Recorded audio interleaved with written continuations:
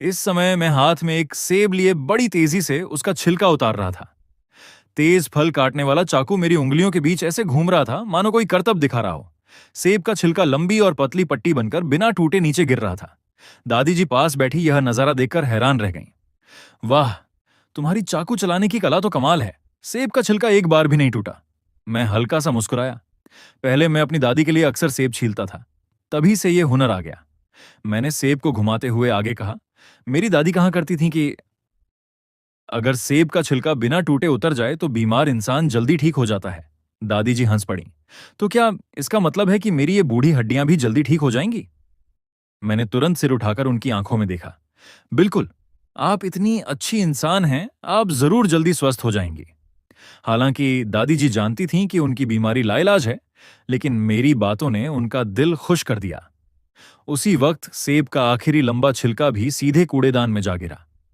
मैंने बड़ी सफाई से सेब को पतले पतले टुकड़ों में काटा और उन्हें एक सफेद प्लेट में करीने से सजा दिया। उसी समय कमरे के दरवाजे पर खड़ी लेंग छिंगचियों चुपचाप यह सब देख रही थी। उसने धीरे से कहा, दादी मैं आपसे मिलने आई हूं। लेकिन जैसे ही दादी जी ने अपनी पोती को देखा, उनके चेहरे की मुस्कान गायब हो गई। अब आने की याद आई? ठंडी आवाज में उन्होंने सवाल दाग दिया। ज्याओगे ने आज तुम्हें फोन किया था, लेकिन तुमने उससे बात तक नहीं की। यह सुनकर लेंग छिंगच्यू वहीं जड़ हो गई। उसके चेहरे से साफ लग रहा था कि वह सोच रही है, इसने मुझे कब फोन किया? असल में मेरे पास तो उसका फोन नंबर तक नहीं था। लेकिन दादी जी यहीं नहीं रुकी। संदेश भेजा, उसका जवाब भी नहीं दिया। बेचारा तुमसे संपर्क नहीं कर पाया, इसलिए अकेला ही अस्पताल चला आया। अब लेंग छिंगच्यू पूरी तरह स्तब्ध थी। हमारी चैट तो अभी भी तुम मुझसे माफी मांगो वाली बात पर रुकी हुई थी। मैंने कोई नया संदेश भेजा ही नहीं था। फिर अचानक उसे सब समझ में आ गया। उसने हैरानी से मेरी ओर देखा। मैं उस समय बड़ी तल्लीनता से प्लेट में रखे सेब के टुकड़े सजा रहा था, लेकिन मेरे होंठों पर शरारती मुस्कान साफ दिखाई दे रही थी। ठीक उसी पल मैंने सिर उठाया, हमारी नजरें टकराईं, और फिर मैंने उसे देखकर जानबूझकर एक भौं उठा दी। बस उसी क्षण उसे समझ आ गया कि मैं दादी जी के सामने उसकी शिकायत लगाकर खुद मासूम बनने का नाटक कर रहा हूं। वह तुरंत आगे बढ़ी। दादी, मुझे तो कोई। लेकिन उसके बोलने से पहले ही मैंने बात काट दी। दादी कोई बात नहीं, छिंगच्यू काम में बहुत व्यस्त रहती है, उसने जानबूझकर ऐसा नहीं किया होगा। मेरी ये बात सुनकर दादी जी और भड़क गईं। उन्होंने अपनी पोती को घूरते हुए कहा, जरा जाओगे को देखो, कितना समझदार और ख्याल रखने वाला है। और तुम्हारे अंदर गर्लफ्रेंड जैसी जिम्मेदारी का नामो निशान तक नहीं है। बिना कुछ किए ही लेंग छिंगच्यू के सिर पर एक बड़ा इल्जाम आ गिरा। वह झुंझलाकर बोली, दादी मैंने सच में। दादी, पहले ये सेब चखिए, मीठा है या नहीं।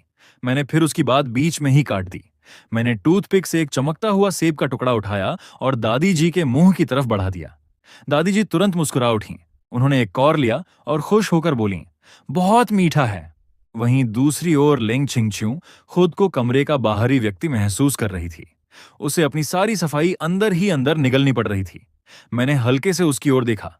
मेरी आंखों में खुली चुनौती और जीत की चमक थी। वह मन ही मन ठंडी हंसी हंसी, शायद सोच रही थी, वाह, इस आदमी की एक्टिंग तो सचमुच कमाल की है। कुछ देर बाद दादी जी सेब खाकर आराम से तकिए से टिक गईं। उन्होंने हमें देखा, जो पूरे समय चुपचाप खड़े थे। अचानक उनके मन में एक नया ख्याल आया। उन्होंने उत्साह से हमें बुलाया, ज्याओगे, छिंगच्यू, तुम दोनों इधर आओ। हम दोनों हैरान होकर बिस्तर के पास पहुंचे, लेकिन अगले ही पल जो हुआ उसने हम दोनों को चौंका दिया। दादी जी ने पहले लेंग छिंगच्यू का हाथ पकड़ लिया, फिर मेरा हाथ खींचकर उसके ऊपर रख दिया, और अगले ही पल उन्होंने हमारे दोनों हाथों को मजबूती से एक दूसरे के ऊपर दबाकर पकड़ लिया। उस पल मैं वहीं का वहीं जम गया, और लेंग छिंगच्यू भी हैरानी से सांस रोककर खड़ी रह गई।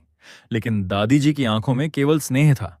उनकी नरम और गर्म हथेलियां हमारे हाथों को मजबूती से पकड़े हुए थीं, जबकि मेरे दिमाग में सिर्फ एक ही विचार घूम रहा था, गया काम से, अब तो मेरा हाथ भी अपवित्र हो गया। उधर लेंग छिंगच्यू ने भी सिर झुका लिया। शायद यह उसकी जिंदगी का पहला मौका था जब उसने किसी लड़के का हाथ पकड़ा था। मेरी हथेली की गर्माहट और मजबूती उसे बेहद अजीब लग रही थी। वह अंदर ही अंदर असहज हो उठी। उसे समझ नहीं आ रहा था कि दादी को इसी समय ऐसा भावुक नाटक करने की क्या जरूरत थी, लेकिन हालात को देखते हुए वह चाहकर भी हाथ नहीं छोड़ा सकती थी। कुछ देर बाद दादी जी ने भौहें चढ़ाईं।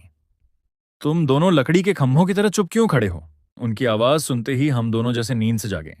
मैं तुरंत सिर हिलाकर बोला, जी, जी दादी। लेंग छिंगचिू ने भी जल्दबाजी में हामी भर दी। तब जाकर दादी जी संतुष्ट हुईं और आखिरकार हमारे हाथ छोड़ दिए। बहुत देर हो गई है, अब तुम दोनों घर जाकर आराम करो। ये कहकर दादी जी ने जम्हाई ली और सीधे आदेश सुना दिया। मेरे लिए तो यह मानो माफी का फरमान था। मैंने जल्दी से विदा ली और फौरन अपना हाथ जेब में घुसा लिया। लैंग छिंगचिू ने भी जल्दबाजी में अलविदा कहा। फिर हम दोनों एक के बाद एक कमरे से बाहर निकल गए। लेकिन बाहर आते ही मैं बार बार अपनी उंगलियां वेट वाइप से ऐसे पहुंचने लगा जैसे उन पर कोई खतरनाक वायरस लग गया हो। यह देखकर लेंग छिंगचिू की नजर सीधे मेरे हाथों पर टिक गई। उसके चेहरे से साफ लग रहा था कि वह सोच रही है, यह आदमी मेरे सामने ही हाथों को सैनिटाइज कर रहा है, सिर्फ इसलिए कि अभी मेरा हाथ छू गया था। पिछले 2 दिनों में जितनी बार उसका मूड खराब हुआ था, शायद उसे लग रहा था कि उसकी सारी वजह मैं ही हूं। वह ठंडे स्वर में बोली, अगर ज्यादा वेट वाइप्स हों तो मुझे भी दे दो, मुझे भी हाथ साफ करने हैं। मैंने सिर उठाया और शरारती मुस्कान के साथ कहा, हैं तो सही, लेकिन मैं तुम्हें देना नहीं चाहता। लेंग छिंगचिू तुरंत चुप हो गई। उसके चेहरे पर ऐसा भाव था मानो सोच रही हो। मुझसे गलती हो गई जो मैंने इससे पूछा। उसी समय लिफ्ट का दरवाजा खुला। मैं तेजी से बाहर निकला, लेकिन जल्दबाजी में मोड़ लेते ही सीधे किसी से टकरा गया। हम दोनों एक कदम पीछे लड़खड़ा गए। मैंने तुरंत माफी मांगी। सामने खड़ा युवक हल्का सा डगमगाया। उसके साथ खड़े मध्यम आयु के व्यक्ति ने तुरंत उसे संभाल लिया।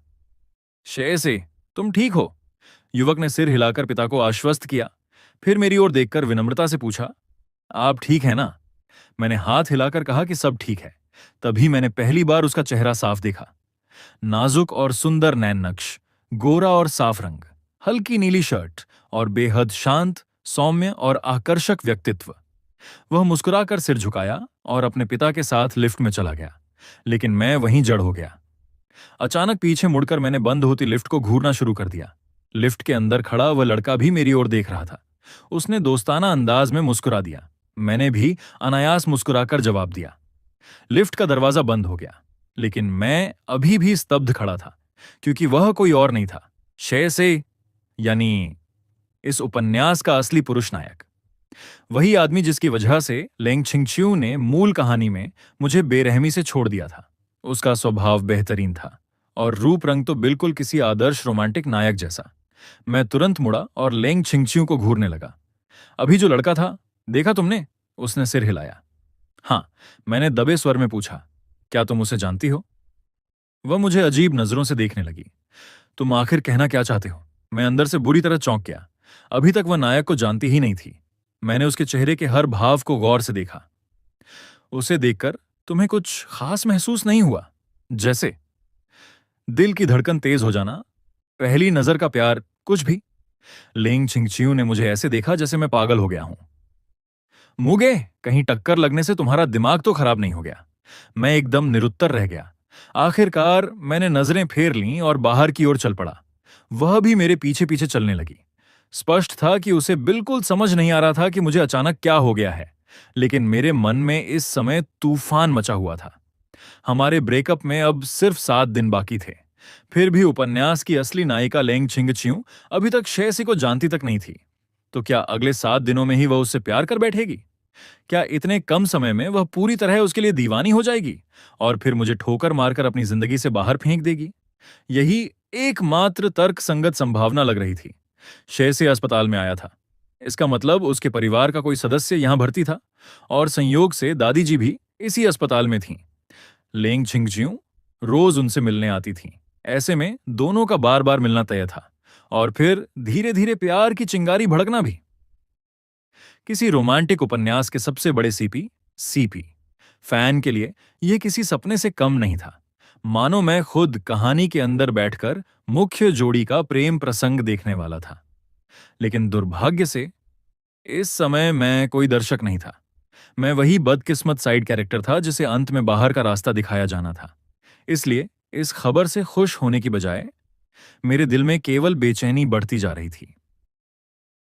अगली सुबह लेंग छिंगचिू अपने ऑफिस में काम में व्यस्त थी कि तभी उसे दादी का वीचैट संदेश मिला। पिछले कुछ दिनों से दादी का मूड काफी अच्छा था और उनकी तबीयत भी पहले से बेहतर लग रही थी। उन्होंने अचानक मुझसे वीचैट पर बात करने की इच्छा जताई और साफ कहा कि उन्हें अपने पोते के होने वाले दामाद का संपर्क चाहिए। स्क्रीन पर पोते का दामाद शब्द देखते ही लेंग छिंगचियों के दिल में एक अजीब सी भावना कौंध गई। उसने मेरा संपर्क तुरंत भेज दिया और साथ ही मुझे एक संदेश भी भेजा जिसमें पूरी बात समझाई। लेकिन संदेश भेजने के बाद वह कुछ देर तक स्क्रीन को देखती रही। शायद उसे अचानक एहसास हुआ कि वह कुछ ज्यादा ही आगे बढ़ गई है। आखिर उसने कभी मुझे अपना असली बॉयफ्रेंड नहीं माना था। फिर भी वह लगातार मुझसे भावनात्मक सहयोग ले रही थी। कभी अस्पताल चलने को कहती, कभी दादी को खुश रखने की जिम्मेदारी मेरे सिर डाल देती, और अब तो दादी के साथ चैट करने का काम भी मुझे ही सौंप रही थी, जैसे सिर्फ नकली बॉयफ्रेंड होने के कारण यह सब मेरा फर्ज हो। शायद उसी क्षण उसने मन ही मन तय कर लिया, 7 दिन बाद जब हमारा समझौता खत्म होगा तो वो मुझे एक बड़ी रकम देकर इसकी भरपाई करेगी। आखिर उसकी नजर में मैं ऐसा इंसान था जो पैसे देकर सब भूल जाता है। यह सोचकर उसने पहली बार मुझे धन्यवाद का संदेश भी भेज दिया। उधर मैं उसके धन्यवाद वाले संदेश को देखकर आंखें घुमा बैठा। यह औरत सच में कितनी बनावटी है, मैं बड़बड़ाया। अगर दादी की खातिर ना होता तो मैं इसे देखकर भी अनदेखा कर देता। मैंने उसका संदेश पढ़कर भी जवाब नहीं दिया। लेकिन जब बात दादी की आती थी तो मेरा रवैया बिल्कुल बदल जाता था। शुरुआत में शायद मुझे उनमें अपनी दादी की झलक दिखी थी, लेकिन अब बात उससे कहीं आगे बढ़ चुकी थी। उनकी सच्चाई, स्नेह और अपनापन मेरे दिल को छू चुका था। मैं अच्छी तरह जानता था कि उनकी बीमारी लाइलाज है। चाहे कितना भी पैसा खर्च कर लिया जाए, उनकी जिंदगी बस कुछ समय के लिए ही बढ़ाई जा सकती थी। उनके पास समय बहुत कम था, इसलिए मैं बस इतना चाहता था कि उनके बचे हुए दिन खुशियों से भर जाएं। तभी अचानक एक नया फ्रेंड रिक्वेस्ट नोटिफिकेशन आया। मैंने प्रोफाइल खोली। तस्वीर में दादी ट्रैकिंग जैकेट पहने किसी पर्यटन स्थल पर मुस्कुरा रही थीं। उनकी मुस्कान देखकर ही मन खुश हो गया। मैंने तुरंत रिक्वेस्ट स्वीकार कर ली। कुछ ही सेकंड बाद उनका संदेश आया, जाओगे, दादी तुम्हें याद कर रही हैं। ये पढ़ते ही मेरा दिल पिघल गया। मैंने तुरंत जवाब दिया, ऑफिस के बाद सीधे अस्पताल आऊंगा। लेकिन दादी वहीं नहीं रुकी। उन्होंने शिकायत शुरू कर दी कि रोज रोज घर से आने वाला दलिया खाकर उनका मन भर गया है। अब उन्हें कुछ स्वादिष्ट खाने का मन कर रहा है। मैं उन्हें समझाने ही वाला था कि तभी उनका अगला संदेश आया, छिंगचियों की किस्मत बहुत अच्छी है कि उसे तुम्हारे जैसा लड़का मिला। ये पढ़कर मेरा मन अचानक भारी हो गया। कुछ ही दिनों बाद मैं और लेंग छिंगचियों अलग होने वाले थे। जब यह सच दादी को पता चलेगा तब उन्हें कितना दुख होगा, यह सोचकर मेरा दिल कसक उठा। लेकिन अभी मैं केवल अभिनय जारी रख सकता था। यहां तक कि मैंने उल्टा छिंगचियों की तारीफ करते हुए लिख दिया कि वह मेरा बहुत ख्याल रखती है। चैट खत्म होते ही मैंने तुरंत लेंग छिंगचियों को संदेश भेजा। मैंने दादी की खाने पीने की सारी पाबंदियों की सूची मांगी। हालांकि उसे समझ नहीं आया कि मैं अचानक ये सब क्यों पूछ रहा हूं, फिर भी उसने विस्तार से पूरी सूची भेज दी। मैंने उसे ध्यान से पढ़ा और मन ही मन एक योजना बना ली। दोपहर बीत गई। ऑफिस खत्म होने में अभी 1 घंटा बाकी था। मैंने फटाफट अपना काम निपटाया और समय से पहले घर पहुंच गया। दरवाजे के अंदर घुसते ही मैंने ताजा सब्जियां और सामान उठाया और सीधे रसोई में जा घुसा। मुझे देखकर बूढ़े बटलर और आंटी दोनों की आंखें फटी रह गईं। छोटे मालिक, आप क्या कर रहे हैं? मैंने बिना सिर उठाए जवाब दिया, दलिया बना रहा हूं। दोनों और भी हैरान हो गए। आखिर यह पहली बार था जब मैं खुद रसोई में उतरा था। मैंने सामान्य स्वर में कहा, आज घर पर नहीं खाऊंगा, अस्पताल जाकर दादी के साथ दलिया खाऊंगा। यह सुनकर दोनों बुजुर्गों की आंखों में संतोष झलक उठा। शायद उन्हें लगा कि उनका मालिक वास्तव में बहुत दयालु इंसान है। बटलर ने प्यार से कहा, छोटे मालिक, संभल कर, कहीं हाथ न जल जाए। लेकिन मेरे हाथ इतने अभ्यास से चल रहे थे कि मानो बरसों से यही काम कर रहा हूं। मैंने सिर्फ मुस्कुराकर कहा, चिंता मत कीजिए। शाम 5:30 बजे मैं थर्मस लेकर समय पर अस्पताल पहुंच गया। जैसे ही मैंने कमरे का दरवाजा खोला, दादी टीवी देख रही थीं। मुझे देखते ही उनका चेहरा खिल उठा। जाओगे, आज इतनी जल्दी? मैं मुस्कुराते हुए उनके पास गया और थर्मस मेज पर रख दिया। आपके लिए कुछ स्वादिष्ट लेकर आया हूं। जैसे ही ढक्कन खुला, कमरे में गाढ़ी मांस की खुशबू फैल गई। दादी ने गहरी सांस ली। उनकी आंखें चमक उठीं। वाह, ये क्या है? मैंने कटोरे में गर्मा गर्म शकरकंद और दुबले मांस वाला दलिया निकाला। फिर उनके सामने छोटी मेज लगाकर कटोरा रख दिया। धीरे धीरे खाइए, अभी गर्म है। दलिया इतना मुलायम था कि चम्मच भरते ही पिघल जाता। उसमें चमकते शकरकंद के टुकड़े, बारीक कटा मांस और हरे प्याज की खुशबू थी। दादी ने उत्सुकता से एक चम्मच लिया, फूंक मारकर उसे ठंडा किया और मुंह में डाल लिया। अगले ही पल उनकी आंखें चमक उठीं। फिर तो वे एक के बाद एक चम्मच खाती चली गईं, रुकने का नाम ही नहीं ले रही थीं।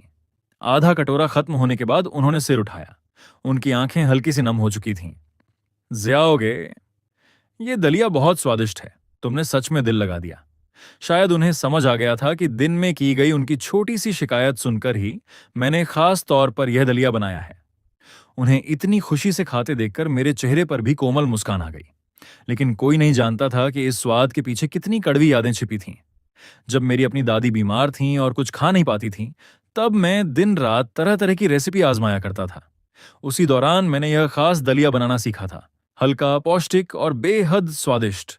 आज जब सुना कि दादी की भूख कम हो गई है, तो वही पुरानी यादें फिर से ताजा हो गईं। उसी समय अचानक वार्ड का दरवाजा जोर से खुला। ठीक उसी समय अगले दिन शाम को लेंग छिंगच्यू हमेशा की तरह अस्पताल के कमरे में दाखिल हुई। जैसे ही उसने अंदर कदम रखा, वह अचानक ठिठक गई। कमरे में फैली हुई खुशबू ऐसी थी जैसे उसके घर के किसी भी शेफ ने कभी नहीं बनाई थी। उसने नजर उठाकर देखा। जो दादी रोज खाने में नखरे करती थीं, वे आज कटोरा हाथ में लिए बड़े मजे से खा रही थीं, और मैं, जो इस समय घर पर होना चाहिए था, चुपचाप बिस्तर के पास बैठा सेब छील रहा था। यह देखकर उसके दिल में हलचल सी हुई।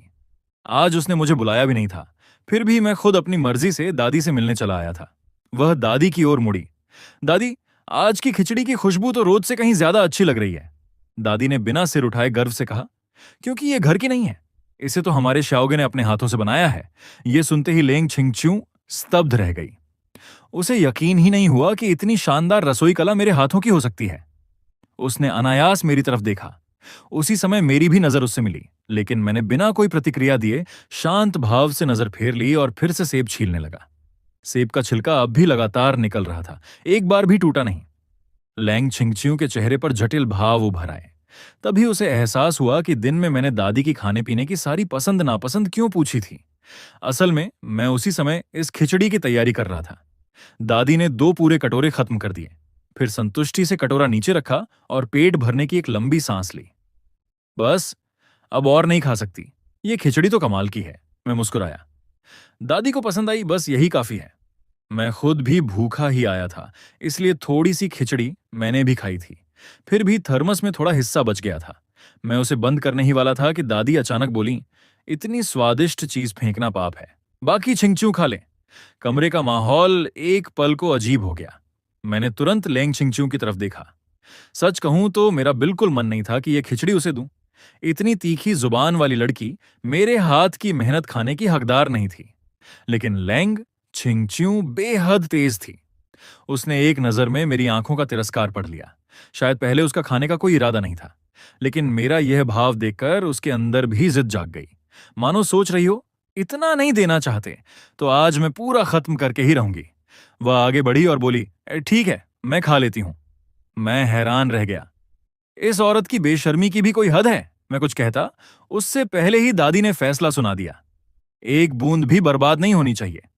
दादी की खातिर मैं चुप रहा और थर्मस उसकी ओर बढ़ा दिया। खुद ही खत्म करना। लेंग छिंगच्यू ने बिना झिझक कटोरा भरा, लेकिन जैसे ही उसने पहला चम्मच छका, उसका हाथ रुक गया। उसे भी महसूस हो गया था। याम की नरमी, मांस की खुशबू और बिल्कुल सही पकाव। स्वाद सचमुच कमाल का था। कुछ ही मिनटों में उसने पूरा थर्मस खाली कर दिया। फिर वह खाली डिब्बा लेकर बगल के वॉशरूम में चली गई। मैंने आधे खुले दरवाजे से देखा, वह उस थर्मस को अंदर बाहर पूरी तरह धो रही थी। इतना ही नहीं, उसने उसे टिश्यू से पोंछकर सुखाया भी। मैं मन ही मन बोला, चलो, कम से कम समझदार तो निकली, वरना मुफ्त में खाकर चली जाती तो यह हिसाब मैं जरूर याद रखता। धीरे धीरे रात गहरा गई। हम दोनों ने दादी के साथ थोड़ी देर बातें की और फिर विदा लेने लगे। कमरे से बाहर निकलते ही अस्पताल का गलियारा शांत था। मैं आगे आगे चल रहा था। मेरा बिल्कुल मन नहीं था कि पीछे चल रही उस औरत से कोई बात करूं, लेकिन जैसे ही मैं लिफ्ट के पास पहुंचा, पीछे से एक शांत आवाज सुनाई दी, मुगे। मैं रुक गया और पीछे मुड़ा। लेंग छिंगच्यू कुछ कदम दूर खड़ी थी। उसकी गहरी आंखें सीधे मेरी तरफ देख रही थीं। फिर उसने 2 शब्द कहे, धन्यवाद। मैं सचमुच चौंक गया, लेकिन जल्दी ही संभल गया। मैंने सीधे उसकी आंखों में देखते हुए कहा, मुझे धन्यवाद देने की जरूरत नहीं है। मैं दादी के लिए जो कुछ कर रहा हूं, सिर्फ इसीलिए क्योंकि मैं उन्हें पसंद करता हूं। इसका तुमसे कोई संबंध नहीं है। लेकिन आश्चर्य की बात यह थी कि वह नाराज नहीं हुई। उसने गंभीरता से कहा, मुझे पता है, लेकिन मैं दादी के परिवार की सदस्य हूं, इसलिए यह धन्यवाद मुझे कहना ही था। गलियारे की रोशनी में पहली बार मैंने उस घमंडी लड़की को सिर झुकाते देखा। आखिरकार मैंने उसकी माफी और धन्यवाद स्वीकार कर लिया। फिर उसने धीरे से कहा, और उस दिन मैंने जो मजाक किया था वह नहीं करना चाहिए था। मुझे माफ कर दो। इस बार मैं सचमुच हैरान रह गया। मैं हंस पड़ा। वाह, बड़ी मेम साहब भी माफी मांगना जानती हैं। लेकिन चाहे मैं कितना भी ताना मारूं, उसने कुछ नहीं कहा। जब मैंने देखा कि उसने सच में अपना अहंकार छोड़ दिया है, तो मेरे दिल की आखिरी नाराजगी भी खत्म हो गई। मैंने हाथ हिलाया। ठीक है, बात खत्म। लेंग छिंगच्यू के होंठों पर हल्की मुस्कान उभरी। तो फिर धन्यवाद, मुंह बड़े साहब। आप वाकई बहुत उदार निकले। मैंने तुरंत हाथ हिलाकर कहा, समझ गया, बस अब रहने भी दो। ये सुनते ही हम दोनों अनायास मुस्कुरा पड़े। शायद पहली बार हमारे बीच का माहौल इतना सहज हुआ था। फिर हम एक के पीछे एक लिफ्ट में दाखिल हुए और पूरे रास्ते पार्किंग तक बिना कुछ बोले चलते रहे। आधे रास्ते पहुंचे ही थे कि अचानक लेंग छिंगच्यू ने मुझे फिर से आवाज दी, मुगे। मैं रुक गया और मुड़कर उसकी तरफ देखने लगा। उसने सीधे मुद्दे पर आते हुए कहा, तुम्हारे परिवार पर जिन परिवार का जो 5 करोड़ युआन का बकाया है, मैं उसकी मदद कर सकती हूं।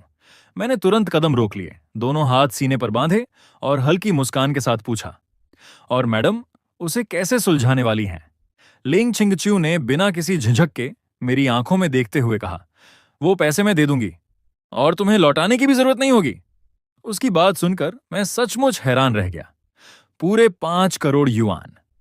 लेकिन उसके चेहरे पर कोई विशेष भाव नहीं था। उसने शांत स्वर में कहा, दादी तो तुम्हें 100 मिलियन से भी ज्यादा कीमत वाला पारिवारिक जेड ब्रेसलेट दे चुकी है।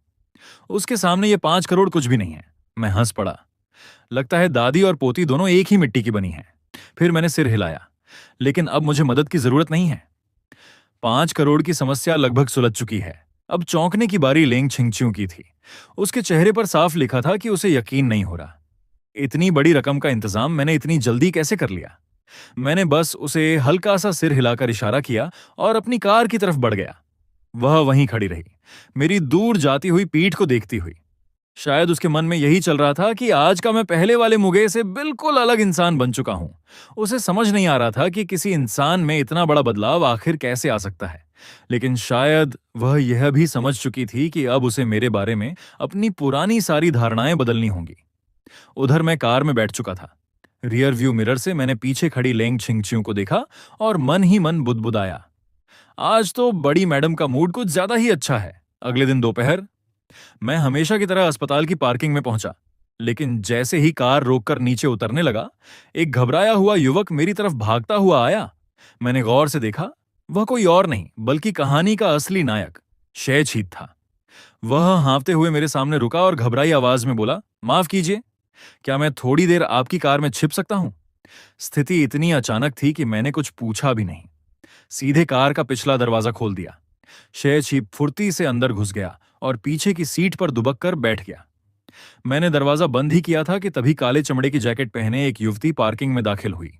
उसके नैन नक्श बेहद खूबसूरत थे और व्यक्तित्व बेहद आकर्षक। लेकिन इस समय वह किसी को बेचैनी से ढूंढ रही थी। मैं तुरंत कार से थोड़ा दूर हट गया। फिर भी उसकी नजर सीधे मुझ पर आ टिकी। वह पास आई और पूछने लगी, माफ कीजिए, क्या आपने सफेद शर्ट पहने किसी लड़के को इधर आते देखा है? मैंने बिना पलक झपकाए सिर हिला दिया, नहीं। वह कुछ देर आसपास ढूंढती रही, लेकिन उसे कोई नहीं मिला। आखिरकार मजबूर होकर वहां से चली गई। जब उसकी परछाई भी ओझल हो गई, तब मैंने कार का दरवाजा खोला। वो चली गई। ये सुनते ही शेष ही राहत की सांस लेते हुए बाहर निकला। वह बार बार मेरा धन्यवाद करने लगा। मैंने हंसकर कहा, कोई बात नहीं, इतनी सी मदद तो की ही जा सकती है। जब वह कार से बाहर आया, हमारी नजरें मिलीं और हम दोनों एक साथ हंस पड़े। स्पष्ट था कि हम दोनों को अस्पताल की लिफ्ट के सामने हुई पहली मुलाकात याद आ गई थी। फिर हम साथ साथ अस्पताल भवन की ओर चल पड़े।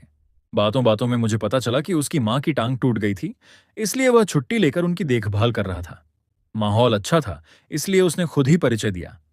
मेरा नाम शेच ही है। मैं मुस्कुराया, और मैं मुगे। मेरी बात सुनते ही उसकी आंखें चौड़ी हो गईं। आप वही मुगे हैं? अब चौंकने की बारी मेरी थी। तुम मेरा नाम जानते हो? शेच ही थोड़ा असहज होकर बोला, दोस्तों से सुना है। लेकिन गलत मत समझिए, मेरा कोई बुरा मतलब नहीं था। मैं तुरंत समझ गया कि वह क्या कहना चाहता है। आखिर कभी वह भी बड़े अमीर परिवार का बेटा हुआ करता था। हालांकि बाद में उसका परिवार टूट गया, लेकिन पुराने संपर्क अभी भी मौजूद थे। स्वाभाविक था कि उसने मेरे बारे में कई अफवाहें सुन रखी होंगी। लेकिन मुझे कोई गुस्सा नहीं आया। मैं बस मुस्कुराया। दूसरों की बातें सुनने से बेहतर है कि इंसान खुद सामने वाले को जाने। शेची ने तुरंत सिर हिलाया। बिल्कुल सही कहा। शायद उसके लिए भी मैं उन अफवाहों वाले इंसान से बिल्कुल अलग निकला था। बातों का सिलसिला आगे बढ़ा। वह अपनी माँ की बीमारी के बारे में बताने लगा। उसकी आवाज में चिंता थी, लेकिन शिकायत का नामो निशान नहीं। मैं मन ही मन सोचने लगा, वाकई यह वही नायक है जिसकी कहानी मैंने पढ़ी थी। दयालु, मजबूत और बेहद नेक दिल। ठीक उसी समय मेरे दिमाग में उस लड़की की तस्वीर उभरी जो कुछ देर पहले उसे ढूंढ रही थी। अगर मेरा अंदाजा सही था तो वह जरूर शून्यांशु होगी। बचपन की दोस्त, जो कभी शय परिवार के वैभव के दिनों में शय छी के साथ एक ही मोहल्ले में रहती थी। परिवार टूटने के बाद दोनों अलग हो गए, लेकिन शू न्यांशु ने कभी उसका पीछा नहीं छोड़ा। वह हमेशा उससे प्यार करती रही थी। अभी जो दृश्य मैंने देखा था वह बिल्कुल उसी तरह था जैसा उपन्यास में लिखा गया था। वह भागता है और वह उसका पीछा करती है, लेकिन मुझे याद था कि यह सब तब तक चलता रहेगा जब तक शय छी की मुलाकात लिंग छिंगच्यू से नहीं हो जाती। मूगे, मैं पहुंच गया, अब चलता हूं। शेसी की आवाज ने मेरी सोच को बीच में ही तोड़ दिया। मैंने होश संभाला और मुस्कुराते हुए उसे लिफ्ट से बाहर जाते देखा। लिफ्ट चौथी मंजिल पर रुकी। जैसे ही मैंने वार्ड का दरवाजा खोला, एक जानी पहचानी आवाज सुनाई दी। शियाओगे? मैंने सिर उठाकर देखा। क्यू मेंग पहले से ही दादी के बिस्तर के पास बैठा था और मुझे देखकर खुशी से मुस्कुरा रहा था। मैं भी हंसते हुए अंदर गया। मेंगे! वह तुरंत खड़ा हुआ और मेरा हाथ पकड़कर सिर से पैर तक मुझे देखने लगा। मुझे तो पहले ही आ जाना चाहिए था, लेकिन लगातार बिजनेस ट्रिप पर था। आज ही लौटा हूं और सीधे यहां भागा चला आया। उसने दादी की ओर देखा, फिर मेरी तरफ मुड़ा। दादी ने सब बता दिया।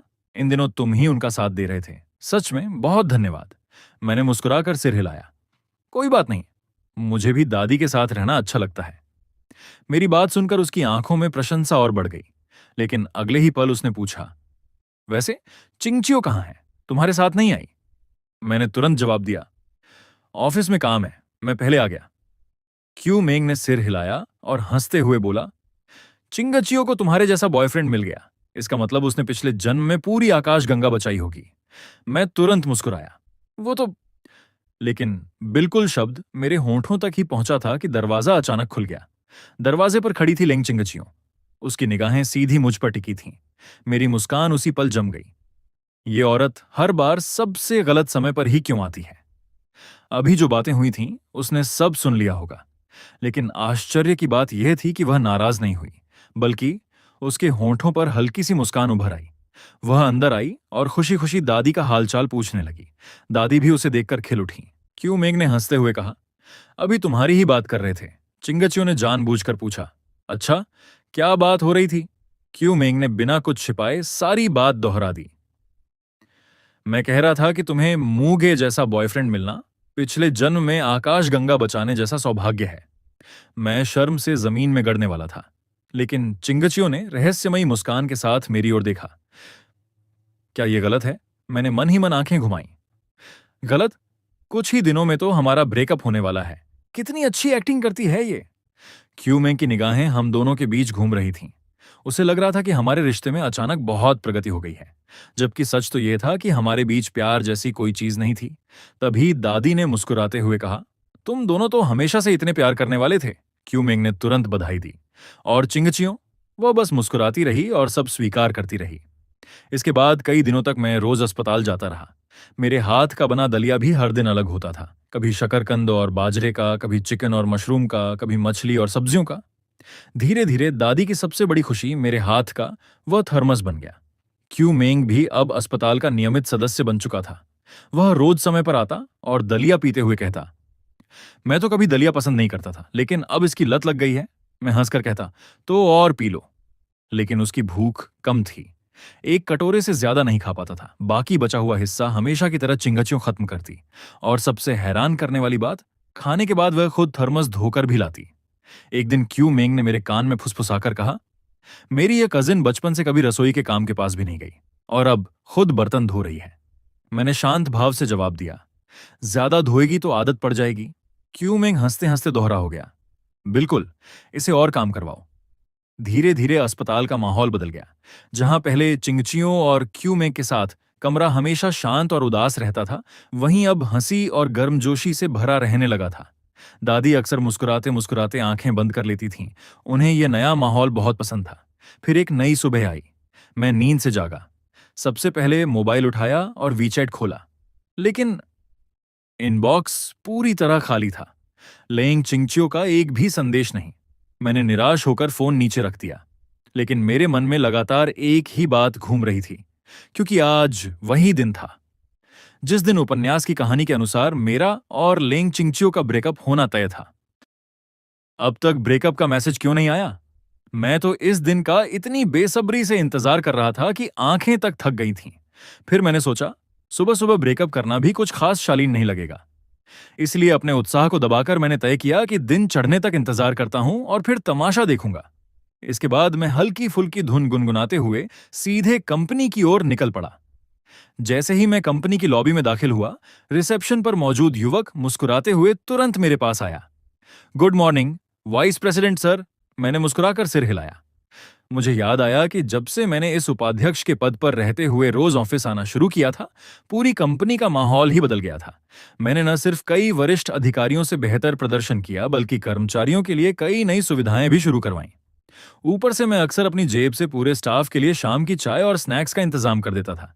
इसलिए अगर कोई मेरी पीठ पीछे मेरी बुराई करने की हिम्मत करता, तो वह मानो पूरी कंपनी का दुश्मन बन जाता। रिसेप्शनिस्ट ने मेरे चेहरे की खुशी देखकर हिम्मत जुटाई और पूछा, सर, आज आपका मूड बहुत अच्छा लग रहा है, कोई खुशखबरी है क्या? मैंने भौहें उठाई और रहस्यमय अंदाज में धीरे से कहा, आज पूरे स्टाफ के लिए आफ्टरनून टी मेरी तरफ से। ये सुनते ही उसकी आंखें चमक उठीं और वह खुशी से चिल्ला पड़ा। मैंने बिना पीछे देखे हाथ हिलाया और लिफ्ट में चला गया।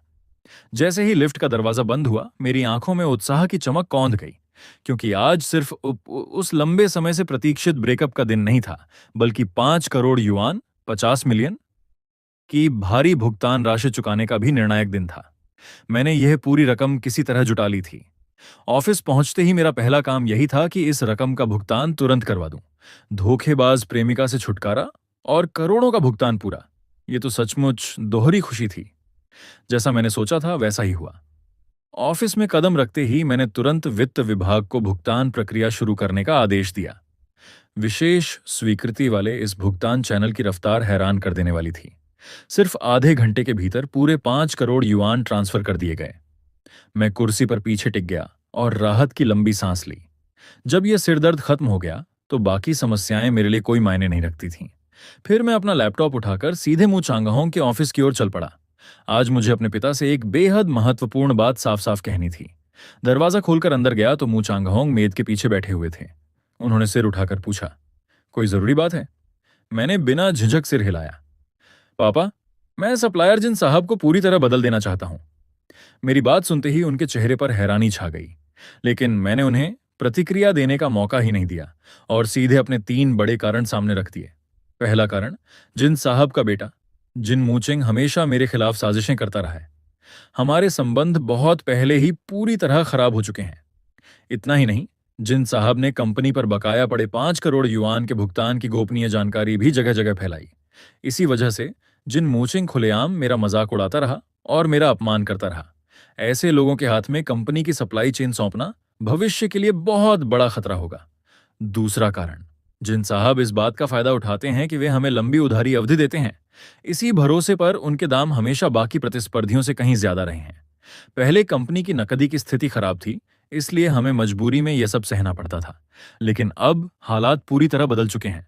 मैंने पहले ही बड़े पैमाने पर उन सभी जब तक कंपनी की नकदी स्थिति मजबूत रहेगी, मुंह परिवार कभी भी इस तरह की महंगी और अपमानजनक शर्तें स्वीकार नहीं करेगा। और सबसे महत्वपूर्ण बात, बाजार में पहले से ही कई ऐसे सप्लायर मौजूद हैं जो कम कीमत और बेहतर गुणवत्ता के साथ इस खाली जगह को आसानी से भर सकते हैं। अपनी बात खत्म करके मैं चुपचाप पिता के फैसले का इंतजार करने लगा, लेकिन मेरी उम्मीद के विपरीत मुंह चांगाहों के चेहरे पर हैरानी छा गई। क्या जिन मूचिंग सच में तुम्हें इस तरह गालियां देता है? मैंने शांत भाव से सिर हिला दिया। अगर यह सच नहीं होता तो मैं आपके सामने इसका जिक्र भी नहीं करता। अगले ही पल मुचांगहों का चेहरा बर्फ जैसा ठंडा हो गया। बदल दो, अभी के अभी जिन परिवार को हमारी सप्लायर सूची से बाहर कर दो। मैं वहीं स्तब्ध रह गया। मैंने कभी नहीं सोचा था कि पिता व्यावसायिक लाभ हानि का जरा भी हिसाब लगाए बिना सिर्फ ये एक बात सुनकर इतना बड़ा फैसला कर देंगे। मैंने तुरंत उन्हें याद दिलाया, पिताजी, बाकी 2 व्यावसायिक कारण भी तो देख लीजिए। लेकिन मुंह चांगाहों की आंखों में गर्व साफ झलक रहा था। बेटा, मैंने सब सुन लिया है। तुम्हारी व्यावसायिक समझ अब मुझसे भी आगे निकल चुकी है। इन बातों में मुझे कोई चिंता नहीं। जो करना चाहते हो खुलकर करो। इतना कहकर उन्होंने अचानक मेज की दराज खोली और मेरे सामने एक गोपनीय दस्तावेज रख दिया। मैंने उत्सुकता से उसे उठाकर देखा, लेकिन जैसे ही उसकी सामग्री मेरी नजरों के सामने आई, मेरा पूरा शरीर सन्न रह गया। यह एक सर्वोच्च स्तर का पूर्ण अधिकार पत्र था। साफ शब्दों में लिखा था कि कंपनी के सभी मुख्य मामलों का अंतिम निर्णय लेने का अधिकार अब मुझे सौंपा जाता है। चाहे प्रोजेक्ट का फैसला हो या धन का आवंटन, सब कुछ मेरी अनुमति से होगा। सबसे चौंकाने वाली बात यह थी कि दस्तावेज के नीचे सभी शेयरधारकों के हस्ताक्षर और निजी मुहरें लगी हुई थीं। इसका मतलब था कि अब मेरे अधिकार लगभग अध्यक्ष मूचांगहोंग के बराबर हो चुके थे। मेरे हाथ अनायास कांपने लगे। तभी मूचांगहोंग ने गंभीर नजरों से मेरी ओर देखा। बेटा, इस दौरान तुम्हारी क्षमता और साहस मैंने अपनी आंखों से देखा है। खासकर 5 करोड़ युआन वाले मामले में जिस तरह तुमने निर्णायक ढंग से समस्या सुलझाई, उससे मुझे बेहद संतोष मिला। आज से मैं पूरी तरह तुम्हें अधिकार सौंपता हूं। जाओ और अपनी क्षमता के अनुसार कंपनी को नई ऊंचाइयों पर ले जाओ। उनकी ये दिल से निकली बातें सुनकर मेरे भीतर भावनाओं का सैलाब उमड़ पड़ा। भले ही यह इस शरीर के असली मालिक के पिता थे, लेकिन इस सस्ते में मिले पिता का मुझ पर अटूट विश्वास सचमुच मुझे छू गया। पहले मुझे हर काम उनके नाम का सहारा लेकर करना पड़ता था, लेकिन अब यह अधिकार पत्र मेरे हाथ में था। आखिरकार मैं खुद अपने हाथों से पूरी व्यवस्था बदल सकता था। मैंने पिता की आंखों में देखते हुए गंभीरता से कहा, मैं आपको कभी निराश नहीं करूंगा। मूचांगहों के चेहरे पर संतोष और विश्वास की मुस्कान फैल गई। इसके बाद मैं तुरंत काम में जुट गया। एक के बाद एक उच्च स्तरीय बैठकें बुलाई गईं। महत्वपूर्ण दस्तावेजों पर हस्ताक्षर किए गए। नए सप्लायरों से सीधे संपर्क स्थापित किया गया। मैंने कंपनी के हर प्रोजेक्ट और हर फाइल की बारीकी से जांच की, मानो पूरी व्यवस्था को जड़ से खंगाल रहा हूं। जब आखिरकार मैंने फाइलों के पहाड़ से सिर उठाया, तब तक बाहर गहरी रात छा चुकी थी। उसी समय मैंने यूं ही अपना फोन उठाकर देखा, लेकिन स्क्रीन पर अब भी कोई नई सूचना नहीं थी। लेंग छिंगचियों की ओर से एक भी संदेश नहीं आया था। मैं उस निस्तेज चैट बॉक्स को घूरता रहा। मेरी भौहें अनायास सिकुड़ने लगीं। आखिर यह औरत हमेशा इतनी घमंडी क्यों रहती है? फिर मैंने सिर झटक दिया। वैसे भी कल उसकी दादी आधिकारिक रूप से अस्पताल से छुट्टी पाने वाली थीं। उसके बाद हमारे बीच मिलने जुलने का कोई कारण नहीं बचेगा। अब मुझे सिर्फ एक काम करना था, एक सही अवसर ढूंढकर वह जेड का कंगन उसे वापस लौटा देना। और उस दिन के बाद मेरे और लेंग परिवार के बीच मौजूद आखिरी रिश्ता भी हमेशा के लिए समाप्त हो जाएगा। पूरे 40 मिनट तक मैं खाना तक नहीं खा पाया। बस एक ही चीज का इंतजार कर रहा था, लेंग छिंगचियो का ब्रेकअप मैसेज। लेकिन फोन की स्क्रीन पूरी तरह शांत थी। मेरे सामने बैठे मु झानहोंग ने उत्सुकता से पूछा, बेटा क्या देख रहे हो? मैंने तुरंत फोन उल्टा कर दिया। कुछ नहीं। उन्होंने फिर पूछा, आजकल तुम्हारा और छिंगचियो का रिश्ता कैसा चल रहा है? मैं कुछ पल झिझका और बोला, ठीक ही है। लेकिन मन ही मन मैं परेशान हो रहा था। ये लेंग छिंगचियो आखिर ब्रेकअप का मैसेज कब भेजेगी? और उससे भी ज्यादा उत्सुकता मुझे उस भारी भरकम ब्रेकअप मुआवजे की थी। आखिर उसमें कितने पैसे होंगे? मैंने बिस्तर पर लेटकर मूल कहानी याद की। कहानी के अनुसार तो आज ही 1 महीना पूरा हो रहा था। क्या कहीं मैंने तारीख गलत तो नहीं याद कर ली? क्या ब्रेकअप कल होना था? आखिर मैंने फोन एक तरफ फेंक दिया। छोड़ो, एक दिन और सही, पहले चैन से सो लेते हैं। उसी समय पीपी बार के एक आलीशान प्राइवेट रूम में रोशनी और संगीत का माहौल था। लियू यानयान ने वाइन का गिलास उठाया। आओ, छिंगचियो के दोबारा सिंगल होने की खुशी में। वेनवान ने भी हंसते हुए गिलास उठाया। बधाई हो। दोनों ने जाम टकराए और फिर लेंग छिंगचियो की तरफ देखा, लेकिन वह सोफे पर चुपचाप बैठी थी। हाथ में वाइन का गिलास था, मगर चेहरे पर खुशी का नामो निशान नहीं। लियू यानयान ने पूछा, छिंगचियो, तुम्हें देखकर तो बिल्कुल नहीं लग रहा कि तुम खुश हो। लेंग छिंगचियो ने धीरे से सिर उठाया। असल में उसे लगा था कि जैसे ही यह दिन आएगा, वह पूरी तरह आजाद महसूस करेगी। लेकिन जब वह पल सामने आया तो उसे जरा भी खुशी नहीं हुई। कुछ देर चुप रहने के बाद उसने कहा, मेरा अभी तक ब्रेकअप नहीं हुआ है। दोनों सहेलियां चौंक गईं। तुम कह नहीं पा रही हो? छिंगचियो ने सिर हिलाया। नहीं, बात वो नहीं है। फिर उसने धीरे से कहा, मैं अब ब्रेकअप नहीं करना चाहती। यह सुनते ही पूरा कमरा एकदम शांत हो गया। वेनवॉन ने गंभीर नजर से उसे देखा। क्या तुम मूगे से प्यार करने लगी हो? लेंग छिंगचियो ने नजरें झुका लीं। प्यार? वह खुद भी नहीं जानती थी। उसे सिर्फ इतना पता था कि पिछले कुछ दिनों से रोज अस्पताल में मुगे से मिलना उसे अच्छा लगने लगा था। यहां तक कि वह उससे मिलने का इंतजार भी करने लगी थी। आज वह अस्पताल नहीं आया था और कल दादी भी अस्पताल से डिस्चार्ज होने वाली थी। अगर अब ब्रेकअप हो गया तो दोनों के बीच बचा हुआ आखिरी रिश्ता भी खत्म हो जाएगा, और शायद इसी वजह से वह ब्रेकअप की बात कह ही नहीं पा रही थी। लिu यानयान अचानक उसके करीब आई और मुस्कुराकर बोली, छिंगचियो, तुम्हारा काम तमाम हो गया। तुम पूरी तरह प्यार में डूब चुकी हो। यह सुनकर छिंगचियो और भी बेचैन हो गई। उसने गुस्से में वाइन का गिलास मेज पर रख दिया। आज ब्रेकअप नहीं होगा। लिu यानयान ने ऐसा चेहरा बनाया जैसे उसे पहले से पता हो। फिर छिंगचियो खड़ी हो गई। तुम लोग पियो, मैं चलती हूं। लिu यानयान ने उसे रोकते हुए कहा, प्यार में पड़ जाना कोई बुरी बात नहीं है। छिंगचियो ने ठंडे स्वर में जवाब दिया, मैं प्यार में नहीं पड़ी हूं, बस आज ब्रेकअप नहीं करना चाहती, बाद में कर लूंगी। वेनवान हंसी रोकते हुए बोली, हाँ हाँ बिल्कुल, तुम्हें भविष्य के लिए शुभकामनाएं। दोनों को साफ दिख रहा था कि जो लड़की आज ब्रेकअप नहीं कर पा रही वह आगे भी कभी नहीं कर पाएगी। दूसरी तरफ जिन परिवार के दफ्तर में जिन लियांग अपने खाते में आए पूरे 50 मिलियन युआन देखकर खुशी से फूला नहीं समा रहा था, लेकिन तभी एक दस्तावेज ने उसकी सारी खुशी छीन ली। मू परिवार ने साझेदारी समाप्त करने का अनुबंध भेज दिया था, यानी वे अब जिन परिवार को सप्लायर के रूप में हटाने वाले थे। जिन लियांग गुस्से से तिलमिला उठा और तुरंत मू झानहोंग को फोन मिलाया। फोन उठते ही उसने पूछा, मू साहब, इसका क्या मतलब है? इतने सालों की साझेदारी और आप एक झटके में रिश्ता तोड़ रहे हैं? मू झानहोंग ने शांत स्वर में कहा, ओह, बात उस अनुबंध की है। अब कंपनी का पूरा काम मेरा बेटा मूगे संभाल रहा है। सप्लायर बदलने का फैसला उसी का है। जिन लियांग ठहाका मारकर हंस पड़ा, मूगे? वही निकम्मा लड़का? मू साहब, क्या आप मुझे बच्चा समझते हैं?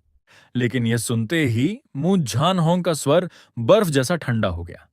मेरे बेटे में क्या कमी है? वो 50 मिलियन युआन उसी ने खुद ट्रांसफर किए हैं, और साझेदारी खत्म करने का फैसला भी अंतिम है। जिन लियांग को तभी एहसास हुआ कि उसने ज्यादा बोल दिया है। वह तुरंत नरम पड़ा।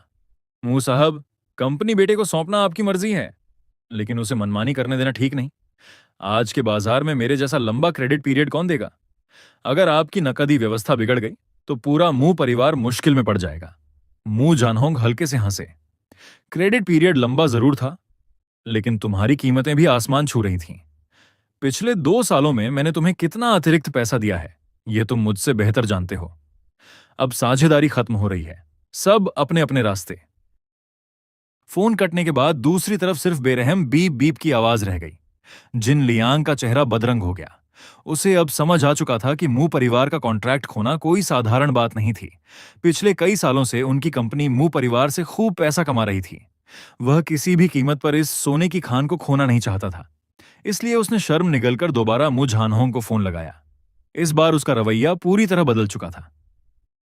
मू साहब, अगर कीमत ज्यादा है तो मैं अभी कम कर देता हूं, हम बैठकर बात कर सकते हैं। कुछ सेकंड की चुप्पी के बाद मू झानहोंग की आवाज आई, जिन साहब, मैंने आपसे झूठ नहीं कहा। मेरे बेटे मूगे ने कंपनी संभालने के बाद सबसे पहला फैसला आपकी कंपनी के साथ साझेदारी खत्म करने का लिया है। क्यों? क्योंकि आपके बेटे जिन मुचेन ने हर जगह यह बात फैलाई कि हमारा मू परिवार 50 मिलियन युआन का कर्ज नहीं चुका सकता। उसने मेरे बेटे को भविष्य का डिफॉल्टर का बेटा तक कहा। यह सुनकर जिन लियांग के पैरों तले जमीन खिसक गई। उसे याद आया कि उसने कभी गुस्से में अपने बेटे से मू परिवार की बकाया रकम की बात कही थी, लेकिन उसने सपने में भी नहीं सोचा था कि वह मूर्ख लड़का जाकर सामने वाले को ही अपमानित कर देगा। आखिर मू परिवार कोई मामूली ग्राहक नहीं था। वे चाहे कुछ समय के लिए नकदी संकट में रहे हों, लेकिन फिर भी एक झटके में 50 मिलियन युआन चुका सकते थे। अब उसे पूरी तरह समझ आ गया कि यह साझेदारी क्यों टूटी। अगर सिर्फ कीमत का मामला होता तो बातचीत की जा सकती थी, लेकिन मू परिवार ने बिना किसी चेतावनी के सीधा रिश्ता खत्म कर दिया था। इसका मतलब था कि वे सचमुच नाराज हो चुके थे, और मू झानहोंग तो अपने बेटे के मामले में बेहद संवेदनशील था। वह यह अपमान कभी बर्दाश्त नहीं करता। दृश्य बदलता है। मैंने आखिरकार बड़ी रकम खर्च करके नीले सफेद डिजाइन वाला एक बेहद कीमती चीनी मिट्टी का उपहार खरीद लिया। उपहार खरीदने के बाद मैं चौथी मंजिल पर नए कपड़े लेने जा रहा था। मेरे दोस्त नान लिचुआन का उत्साह देखते ही बनता था। हाल के दिनों में मेरी फैशन सेंस काफी सुधर गई थी, और वह किसी भी हालत में मुझे फिर पुराने देहाती कपड़ों में नहीं देखना चाहता था। लेकिन जैसे ही हम एक हाई एंड पुरुष परिधान स्टोर में दाखिल हुए, बाहर से 3 लोग अकड़ते हुए अंदर आ गए। उनका नेता कोई और नहीं बल्कि जिन मुचेन था। उसने दुकान में लगे नए कपड़ों पर नजर तक नहीं डाली और सीधे सेल्स स्टाफ से कहा, दुकान खाली करवाओ। सेल्स गर्ल घबरा गई। सर, अंदर एक महत्वपूर्ण ग्राहक कपड़े ट्राई कर रहे हैं। जिन मुच्छेन हंस पड़ा। तुम जानती भी हो कि मैं हर साल यहाँ कितना पैसा खर्च करता हूँ। बेचारी कर्मचारी दोनों तरफ फंस गई थी। एक तरफ जिन मुच्छेन जैसा बड़ा ग्राहक था, दूसरी तरफ मैं था जो इस दुकान का वीआईपी ग्राहक माना जाता था। उसकी परेशानी देखकर जिन मुच्छेन समझ गया कि अंदर कोई बड़ा आदमी है। वह ठंडी हंसी हंसते हुए ट्रायल रूम की तरफ बढ़ा। चलो देखते हैं कौन है। उसी समय ट्रायल रूम का दरवाजा खुला। मैं क्रीम रंग के फिटेड सूट में बाहर निकला। जिन मुच्छेन की नजर मुझ पर पड़ी और उसके चेहरे पर व्यंग्य फैल गया। अरे, मैं सोच रहा था कौन होगा, निकला तो कर्जदार का बेटा। उसकी बात सुनते ही मेरा मूड खराब हो गया। सोफे पर बैठा नान लिचुआन तुरंत खड़ा हो गया, लेकिन मैंने उसका हाथ पकड़कर रोक लिया। मैं नहीं चाहता था कि मेरे कारण नान परिवार और जिन परिवार में दुश्मनी हो, लेकिन इसका मतलब यह नहीं था कि मैं चुप रहूंगा। मैंने उसकी तरफ देखते हुए कहा, हर रोज मुंह से इतनी बदबू निकलती है, कभी अस्पताल जाकर इलाज भी करा लिया करो। जिन मुच्छेन का चेहरा तुरंत काला पड़ गया। वह दांत पीसते हुए बोला, हमारे 50 मिलियन युआन लौटा दिए क्या? घर तो तुम्हारा बर्बाद होने वाला है, फिर भी यहां सूट पहनकर घूम रहे हो। मैंने तिरस्कार भरी हंसी छोड़ी। पैसे लौटे या नहीं, जाकर अपने बाप से पूछ लेना। हो सकता है जल्द ही दिवालिया तुम्हारा परिवार हो। उसी समय उसका फोन बज उठा। स्क्रीन पर उसके पिता जिन लियांग का नाम चमक रहा था। जिन मुच्छेन ने जानबूझकर फोन मेरी तरफ दिखाया और घमंड से कॉल उठा ली। हाँ पापा। लेकिन अगले ही पल उसका चेहरा बदल गया। फोन के दूसरी तरफ जिन लियांग की आवाज बर्फ जैसी ठंडी थी। अभी के अभी घर वापस आओ। जिन मुच्छेन ने बहाना बनाने की कोशिश की, मैं दोस्तों के साथ बाहर हूं। लेकिन जिन लियांग गरज उठा, अगर तुरंत वापस नहीं आए तो मैं तुम्हारे सारे बैंक कार्ड बंद कर दूंगा। यह सुनते ही जिन मुच्छेन का रंग उड़ गया। वह जल्दी से फोन काटकर अपने दोस्तों को लेकर बाहर जाने लगा। लेकिन मेरे पास से गुजरते समय वह अचानक रुका, मुड़ा और मुझे घूरते हुए बोला। मैंने उसकी ओर शांत नजरों से देखा और होंठों पर तिरस्कार भरी मुस्कान उभर आई। बेवकूफ! जिन मुच्छेन की आंखें तुरंत फैल गईं। वह गुस्से से फट पड़ने ही वाला था कि उसके साथ आए दोस्तों ने उसे कसकर पकड़ लिया और व्यंग्य से बोले, छोड़ यार, इसके साथ बहस करके अपना स्तर मत गिरा। यह सुनकर मैं हंस पड़ा। अच्छा, तुम लोग कौन से राजघराने से हो? जरा जोर से बताओ, शायद मैं डर जाऊं। दोनों दोस्तों को लगा जैसे मैं पूरी तरह बदल चुका हूं। पहले वही मुगे था जो बार में मिलने पर दब्बू बन जाता था, सबका बिल भर देता था और कभी पलटकर जवाब नहीं देता था। लेकिन आज आज मैं उनके सिर पर चढ़कर उन्हें सुना रहा था। आखिर वे लोग और झगड़ा करने की हिम्मत नहीं जुटा पाए। उन्होंने जिन मुच्छेन को खींचा और जल्दी से दुकान छोड़कर निकल गए। जाते जाते उनकी आंखों में साफ दिखाई दे रहा था कि वे भविष्य में बदला लेने का मौका जरूर तलाशेंगे। मैंने उनकी पीठ को देखा और होंठों पर हल्की मुस्कान तैर गई। उसी समय नान लिचुआन उत्साह से मेरे पास आ गया। भाई, आज तो तूने मुझे सच में हैरान कर दिया। पहले जब भी जिन मुच्छेन सामने आता मैं हमेशा दब जाता था। कई बार तो नान लिचुआन को मेरे लिए आगे आना पड़ता था, लेकिन आज हालात उलट चुके थे। मैंने उसे अपने पीछे सुरक्षित खड़ा रखा था, मगर उसकी खुशी ज्यादा देर नहीं टिक सकी। अचानक उसके चेहरे पर चिंता उभर आई। उसे डर था कि हमारी यह लड़ाई कहीं दोनों परिवारों के व्यापारिक रिश्तों को नुकसान न पहुंचा दे। आखिर सब जानते थे कि मुंह परिवार काफी हद तक जिन परिवार पर निर्भर था, क्योंकि वही सबसे लंबी उधारी अवधि देने वाला मुख्य सप्लायर था। लेकिन मैं जरा भी नहीं घबराया।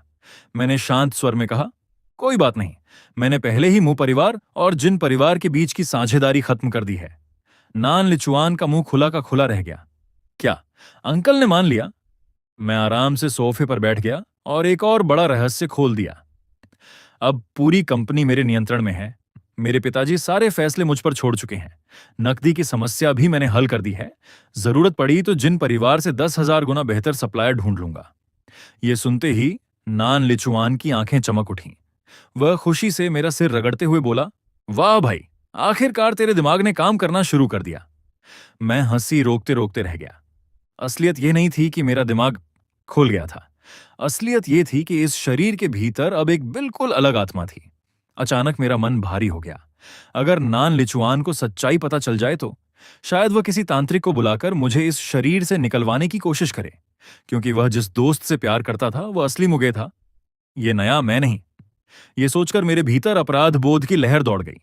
मैंने गंभीर स्वर में पुकारा, नान लिचुआन। वह चौंक गया। क्या हुआ? मैंने उसकी आंखों में देखते हुए पूछा। तुम्हें अभी वाला मैं पसंद हूं? नान लिचुआन पहले तो हैरान हुआ, फिर जोर से हंस पड़ा। बिल्कुल पसंद है। उसके सीधे साधे जवाब ने मेरे मन का बोझ हल्का कर दिया। तभी मुझे एहसास हुआ कि मैं बेवजह उलझ रहा था। जिस इंसान को नान लिचुआन पसंद करता है वह मैं ही हूं, वर्तमान वाला मैं। हम सचमुच अच्छे दोस्त बन सकते हैं। मैं मुस्कुराया और गंभीरता से उसका धन्यवाद किया। नान लिचुआन ने मेरे कंधे पर मुक्का मारा। आज तू कुछ ज्यादा ही अजीब बातें कर रहा है। मैं हंसते हुए खड़ा हो गया। इन सारे कपड़ों को पैक कर दो और मेरे घर भेज देना। इसके बाद मैं और नान लिचुआन दुकान से बाहर निकल गए। उधर दूसरी तरफ जिन मुच्छेन गुस्से से भरा हुआ, जिन परिवार की हवेली में घुसा। रास्ते भर वह सोच रहा था कि आज मूगे ने सबके सामने उसकी बेइज्जती कैसे कर दी। उसने मन ही मन कसम खाई कि कल अपने पिता से कहकर मुंह परिवार को सबक सिखाएगा। लेकिन जैसे ही वह ड्राइंग रूम में दाखिल हुआ, उसके पिता जिन लियांग की बर्फ जैसी ठंडी आवाज गूंज उठी। जिन मुचेन। मुचेन को खतरे का अंदाजा नहीं हुआ। वह मुस्कुराते हुए आगे बढ़ा। पापा, मैं अभी दोस्तों के साथ। चुप! जिन लियांग ने उसे बीच में ही रोक दिया। फिर तीखी नजरों से घूरते हुए पूछा, क्या तुमने मुगे के सामने उसे कर्जदार का बेटा कहा था? जिन मुच्छेन का चेहरा एकदम जम गया। उसे समझ नहीं आया कि यह बात उसके पिता तक पहुंची कैसे। ना, नहीं। उसने झूठ बोलने की कोशिश की, लेकिन उसकी आंखों की घबराहट सब कुछ बता रही थी। जिन लियांग तुरंत समझ गया। उसका गुस्सा फूट पड़ा। जिन मुछेन, क्या तुम पूरी तरह मूर्ख हो चुके हो? मुछेन डर से कांप उठा, लेकिन असली झटका अभी बाकी था। जिन लियांग दहाड़ा, मुंह परिवार हमारा सबसे बड़ा ग्राहक है, तुमने मुगे को क्यों नाराज किया? जिन मुछेन भी भड़क गया। क्या मैंने गलत कहा? उनके परिवार पर हमारा 50 मिलियन युआन बकाया था। जिन लियांग ने मेज पर हाथ दे मारा। वह 50 मिलियन कल ही पूरे के पूरे हमारे खाते में आ चुके हैं। मुछेन स्तब्ध रह गया। क्या सिर्फ इतना ही नहीं? जिन लियांग ने गुस्से से कहा। उन्होंने समय से पहले भुगतान किया और उसके बाद हमारे साथ सारे कॉन्ट्रैक्ट भी खत्म कर दिए। ये सुनते ही जिन मुच्छेन की आंखें फैल गईं। जिन लियांग ने उंगली दिखाते हुए कहा, और इसकी सबसे बड़ी वजह तुम्हारा वह कर्जदार का बेटा वाला ताना है। कौन नहीं जानता कि मुझानोंग अपने बेटे को आंखों की पुतली की तरह चाहता है। तुमने उसके बेटे का अपमान किया तो वह चुप क्यों रहता? अब जिन मुच्छेन पूरी तरह निरुत्तर था। उसके पास कोई जवाब नहीं बचा था। कुछ देर बाद जिन लियांग ने गहरी सांस ली और थके हुए स्वर में कहा, अभी जाओ, महंगे उपहार खरीदो और मुंह परिवार के घर जाकर माफी मांगो, चाहे उनके सामने घुटने क्यों ना टेकने पड़े। लेकिन यह सुनते ही जिन मुच्छेन का सिर झटके से ऊपर उठा। उसकी आंखों में जिद और अपमान की आग भड़क उठी। मुझे उससे माफी मांगनी पड़े? यह कभी नहीं होगा। वो ऐसा कैसे कर सकता है? मैंने सिर झुकाए हुए हैरानी से पूछा। लेकिन सामने खड़ा जिन मुच्छेन और भी ज्यादा घमंडी हो गया। पहले तो वो परिवार खुद घुटनों पर बैठकर हमसे सहयोग मांगता था। अब उन्होंने खुद ही कॉन्ट्रैक्ट तोड़ दिया है। मैं देखता हूं उनकी टूटी फूटी कंपनी कितने दिन टिकती है। जब उनका नकदी प्रवाह पूरी तरह खत्म हो जाएगा, तब वे कुत्तों की तरह रेंगते हुए वापस आएंगे और हमसे भीख मांगेंगे। मुझे माफी मांगने के लिए क्यों भेजा जाए? वो क्या चीज है?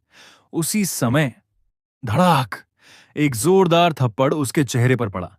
जिन मुच्छेन का सिर एक तरफ झटक गया और वह वहीं जड़ हो गया। उसने अपने सूजे हुए गाल को पकड़ा और अविश्वास से चिल्लाया, पापा, आपने एक बाहरी आदमी के लिए मुझे मारा? लेकिन जिन लियांग का उठा हुआ हाथ अब भी गुस्से से कांप रहा था। वह गर्जा, अगर मुंह परिवार के ऑर्डर चले गए तो हमारी कंपनी की कुल आय सीधे 40% गिर जाएगी। मुंह परिवार हमेशा समय पर भुगतान करता है, जबकि बाकी ग्राहक पैसे लटकाते रहते हैं।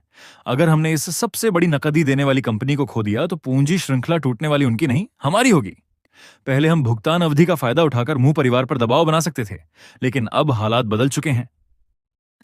मुंह परिवार आधे महीने में ही 50 मिलियन युआन नकद खर्च करने की ताकत रखता है। यहां तक कि उन्होंने हमसे पूरी तरह दुश्मनी मोल लेने में भी हिचक नहीं दिखाई। इसका मतलब साफ है, उन्हें कोई बेहद शक्तिशाली सहारा मिल चुका है। और उनका यह रवैया बताता है कि वे अब हमारे नियंत्रण से पूरी तरह बाहर हो चुके हैं। जिन लियांग ने सारी सच्चाई बेटे के सामने रख दी। और यह सब सिर्फ इसलिए हुआ क्योंकि तुम पागलों जैसी हरकतें कर रहे थे। मुंह परिवार ने सीधे हमें बाहर का रास्ता दिखा दिया। जिन मुच्छेन का चेहरा पीला पड़ गया। उसकी आंखों में आंसू भर आए। भले ही वह कंपनी के कामकाज में हिस्सा नहीं लेता था, लेकिन अब उसे भी समझ आ गया था कि मामला कितना गंभीर है। उसी समय उसके दिमाग में शॉपिंग मॉल का वह दृश्य कौंध गया जब मैंने उसे देखा था। वह नजर किसी इंसान को नहीं बल्कि किसी मस्खरे को देखने जैसी थी। मैं पहले से जानता था कि वे 50 मिलियन युआन का भुगतान कर चुके हैं, लेकिन मैंने जानबूझकर कुछ नहीं कहा और उसे मूर्ख की तरह उछल कूद करते हुए देखता रहा। उसकी आंखों में जहरीली नफरत चमक उठी। जिन लियांग फिर गरजा, अभी जाओ, तोहफे लेकर जाओ और उसे माफी मांगो। जिन मुच्चेन के आंसू फर्श पर टपक पड़े। आखिरकार उसने दांत भींचकर कहा, ठीक है, मैं माफी मांगूंगा। उधर अस्पताल के एक कमरे में मैं एक खूबसूरत गिफ्ट बॉक्स लेकर अंदर दाखिल हुआ। आवाज सुनते ही लेंग छिंगचियो ने सिर उठाया। उसकी आंखों में अनजाने में ही खुशी की चमक आ गई। उसे उम्मीद नहीं थी कि मैं आज भी अपने वादे के अनुसार आऊंगा, लेकिन मेरी नजर सीधे उसे पार कर गई और बिस्तर के पास बैठी दादी पर जा टिकी। दादी, मैं आपको अस्पताल से घर ले जाने आया हूं, मैं मुस्कुराते हुए बोला और गिफ्ट बॉक्स आगे बढ़ाया। आप हमेशा स्वस्थ रहें और 100 साल तक जिए। दादी खुशी से खिल उठी और मेरा हाथ पकड़ लिया। बेटा, इन दिनों तुम रोज मेरे साथ समय बिताने आते रहे। मैं बार बार कहता रहा कि इसमें कोई मेहनत नहीं थी, लेकिन उनके स्नेह भरे चेहरे को देखकर मेरा दिल उलझ गया। सच तो यह था कि आज मेरा यहां आने का कोई इरादा नहीं था। योजना के अनुसार कल ही मेरा और लेंग छिंगचियों का रिश्ता पूरी तरह खत्म हो जाना चाहिए था। मुझे लगा था कि आज दादी से मेरी आखिरी मुलाकात होगी, लेकिन कल रात देर तक इंतजार करने के बाद भी उस धोखेबाज लड़की ने ब्रेकअप का एक संदेश तक नहीं भेजा। इसलिए आज मैं खुद यहां चला आया। मेरा मकसद था उसे याद दिलाना कि वह ब्रेकअप की प्रक्रिया पूरी करे, क्योंकि मू कंपनी को इस समय पैसों की बेहद जरूरत थी और मुझे उस भारी भरकम ब्रेकअप मुआवजे का इंतजार था। तभी दादी की कोमल आवाज ने मेरे विचार तोड़ दिए। बेटा, आगे भी कभी भी घर आ जाया करो, दादी तुम्हारे लिए अपने हाथों से खाना बनाएंगी। इन दिनों की नजदीकियों के बाद दादी मुझे अपने सगे पोते की तरह मानने लगी थीं। उनकी आंखों में छलकता प्यार देखकर मेरा दिल पिघल गया। अगले ही पल मैंने मन ही मन अपना फैसला बदल दिया। भाड़ में जाए विदाई। दादी और मेरे बीच का रिश्ता हमारा अपना है, इसका उस लेंग छिंगचियो नाम की टूल पर्सन से कोई लेना देना नहीं। मैंने सिर घुमाकर लेंग छिंगचियो को घूरा। वह पूरे समय चोरी छिपे मुझे देख रही थी, इसलिए उसने मेरा वह घातक घूरना सीधे पकड़ लिया। वह पूरी तरह उलझ गई। उसे समझ ही नहीं आया कि उसने मुझे नाराज क्या कर दिया है। उसने सोचा कि शायद दादी के सामने उसने मेरा पक्ष नहीं लिया, इसलिए मैं नाराज हूं। तुरंत उसने गला साफ किया और गंभीरता से कहा, मुंह साहब, आप कभी भी घर आकर दादी से मिल सकते हैं। यह सुनकर मैं वहीं जम गया। फिर बड़ी मुश्किल से रोने से भी बदसूरत मुस्कान निकालकर बोला, बहुत बहुत धन्यवाद। उसी समय नौकरानी ने आखिरी सामान भी पैक कर दिया। मालकिन, सब तैयार है। दादी मुस्कुराते हुए उठ खड़ी हुई, लेकिन तभी मुझे अचानक अपना असली मकसद याद आया। मैं यहां उस भारी भरकम ब्रेकअप फीस की वसूली के लिए आया था। मैंने तुरंत लेंग छिंगचियो को इशारे से बाहर बुलाया। उसकी आंखों में उम्मीद की एक चमक उभरी। हम दोनों एक के पीछे एक चलते हुए गलियारे के आखिर में खिड़की के पास पहुंचे। मैंने सिर झुकाकर उस खुश दिख रही महिला को घूरा और गंभीर स्वर में पूछा, इन 2 दिनों में क्या तुम कोई बहुत जरूरी बात कहना भूल गए? अब मैं लगातार इशारों में लेंग छिंगचियो को याद दिलाने की कोशिश कर रहा था कि वह जल्दी से ब्रेकअप की प्रक्रिया पूरी करे, लेकिन वह मासूमियत से बोली, नहीं तो मैंने कुछ नहीं भूला। ये 3 शब्द सुनते ही मैं पूरी तरह स्तब्ध रह गया। मन हुआ कि उसके खूबसूरत चेहरे को पकड़कर जबरदस्ती कोई ऐसा भाव खोज निकालूं जिससे लगे कि वह ब्रेकअप करना चाहती है, लेकिन कुछ भी नहीं मिला। मैं अंदर ही अंदर चिल्ला उठा, ये कहानी आखिर जा कहां रही है? किताब में तो ऐसा बिल्कुल नहीं लिखा था। और सबसे बड़ी बात, यह बदलाव इतना ज्यादा था कि मैं समझ ही नहीं पा रहा था कि क्या हो रहा है। मैंने सिर झुकाकर अपनी निराशा छिपाई। फिर सोचा कि शायद सीधे बात करने के बजाय थोड़ा घुमा फिराकर कहना चाहिए। मैंने सिर उठाया और चेहरे पर समझदार तथा त्यागी प्रेमी वाला भाव लाकर कहा, छिंगचियो, पिछले 1 महीने से तुम्हारा बॉयफ्रेंड बनकर मैंने तुम्हें बहुत सारी आलोचनाएं और ताने झेलने पर मजबूर किया है। मुझे अच्छी तरह एहसास है कि मैं एक योग्य बॉयफ्रेंड नहीं हूं। अगर तुम्हें मुझसे बेहतर कोई इंसान मिल जाए तो बिल्कुल झिझको मत, सीधे मुझे बता देना। मैं वादा करता हूं कि मैं तुम्हें कभी परेशान नहीं करूंगा और न ही तुम्हारे पीछे पड़ूंगा। मेरी यह पीछे हटकर आगे बढ़ने वाली चाल सुनते ही लेंग छिंगचियो की आंखों में गहरी हैरानी उभर आई। कुछ सेकंड चुप रहने के बाद उसने अपराधबोध से कहा, मुझे कभी नहीं लगा कि मैं परेशान हुई हूं, बल्कि असल में परेशान तो मैंने तुम्हें किया है। अचानक उसे एहसास हुआ कि उसने कभी भी एक गर्लफ्रेंड की जिम्मेदारी नहीं निभाई।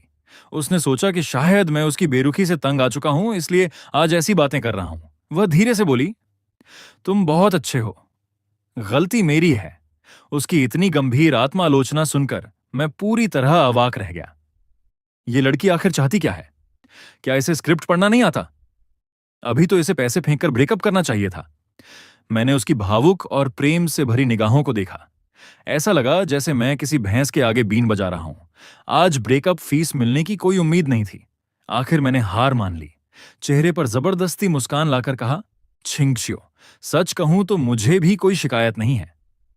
दादी अभी हमारा इंतजार कर रही होंगी, चलो वापस चलते हैं। लेकिन इस अजीब बातचीत का असर बिल्कुल उल्टा हुआ। लेंग छिंगचियों के मन की सारी उलझनें खत्म हो गईं। अब वह पहले से भी ज्यादा दृढ़ हो चुकी थी। उसने मन ही मन फैसला कर लिया, मैं इसे कभी नहीं छोड़ूंगी। ठीक है, चलो वापस चलते हैं। हम दोनों फिर एक के पीछे एक अस्पताल के कमरे में लौटे। तब तक कमरा लगभग खाली हो चुका था। दादी खुद 2 छोटे बैग उठाए खड़ी थीं। मैं तुरंत आगे बढ़ा और सामान लेने लगा। लेकिन दादी के मना करने से पहले ही लेंग छिंगचियों ने मुझे पीछे छोड़ते हुए हाथ बढ़ा दिया। मैं उठा लेती हूं। दादी ने सामने खड़े इस खूबसूरत जोड़े को देखा और खुशी से मुस्कुरा उठी। बेटा, आगे अगर कोई काम हो तो सीधे छिंगचियों को कहना, बिल्कुल शर्म मत करना। यह सुनकर मैंने चुपके से बगल में खड़ी महिला को देखा। मुझे 10 गुना ज्यादा हिम्मत भी मिल जाए तब भी मैं ऐसा नहीं करूंगा। मैं तो वह सहायक किरदार हूं जो किसी भी समय पैसे लेकर भागने की तैयारी कर रहा है। मैं भला नायक की आधिकारिक प्रेमिका को कैसे आदेश दे सकता हूं? धूप से भरे गलियारे में मैं और दादी हंसते बातें करते आगे चल रहे थे। धूप मेरे साफ सुथरे चेहरे पर पड़ रही थी, जिससे मैं और भी आकर्षक लग रहा था। पीछे चल रही लेंग छिंगचियों अचानक ठिठक गई। वह लगातार मेरी सीधी और मजबूत पीठ को देखती रही। उसी पल उसने अपने दिल की तेज धड़कन साफ साफ महसूस की।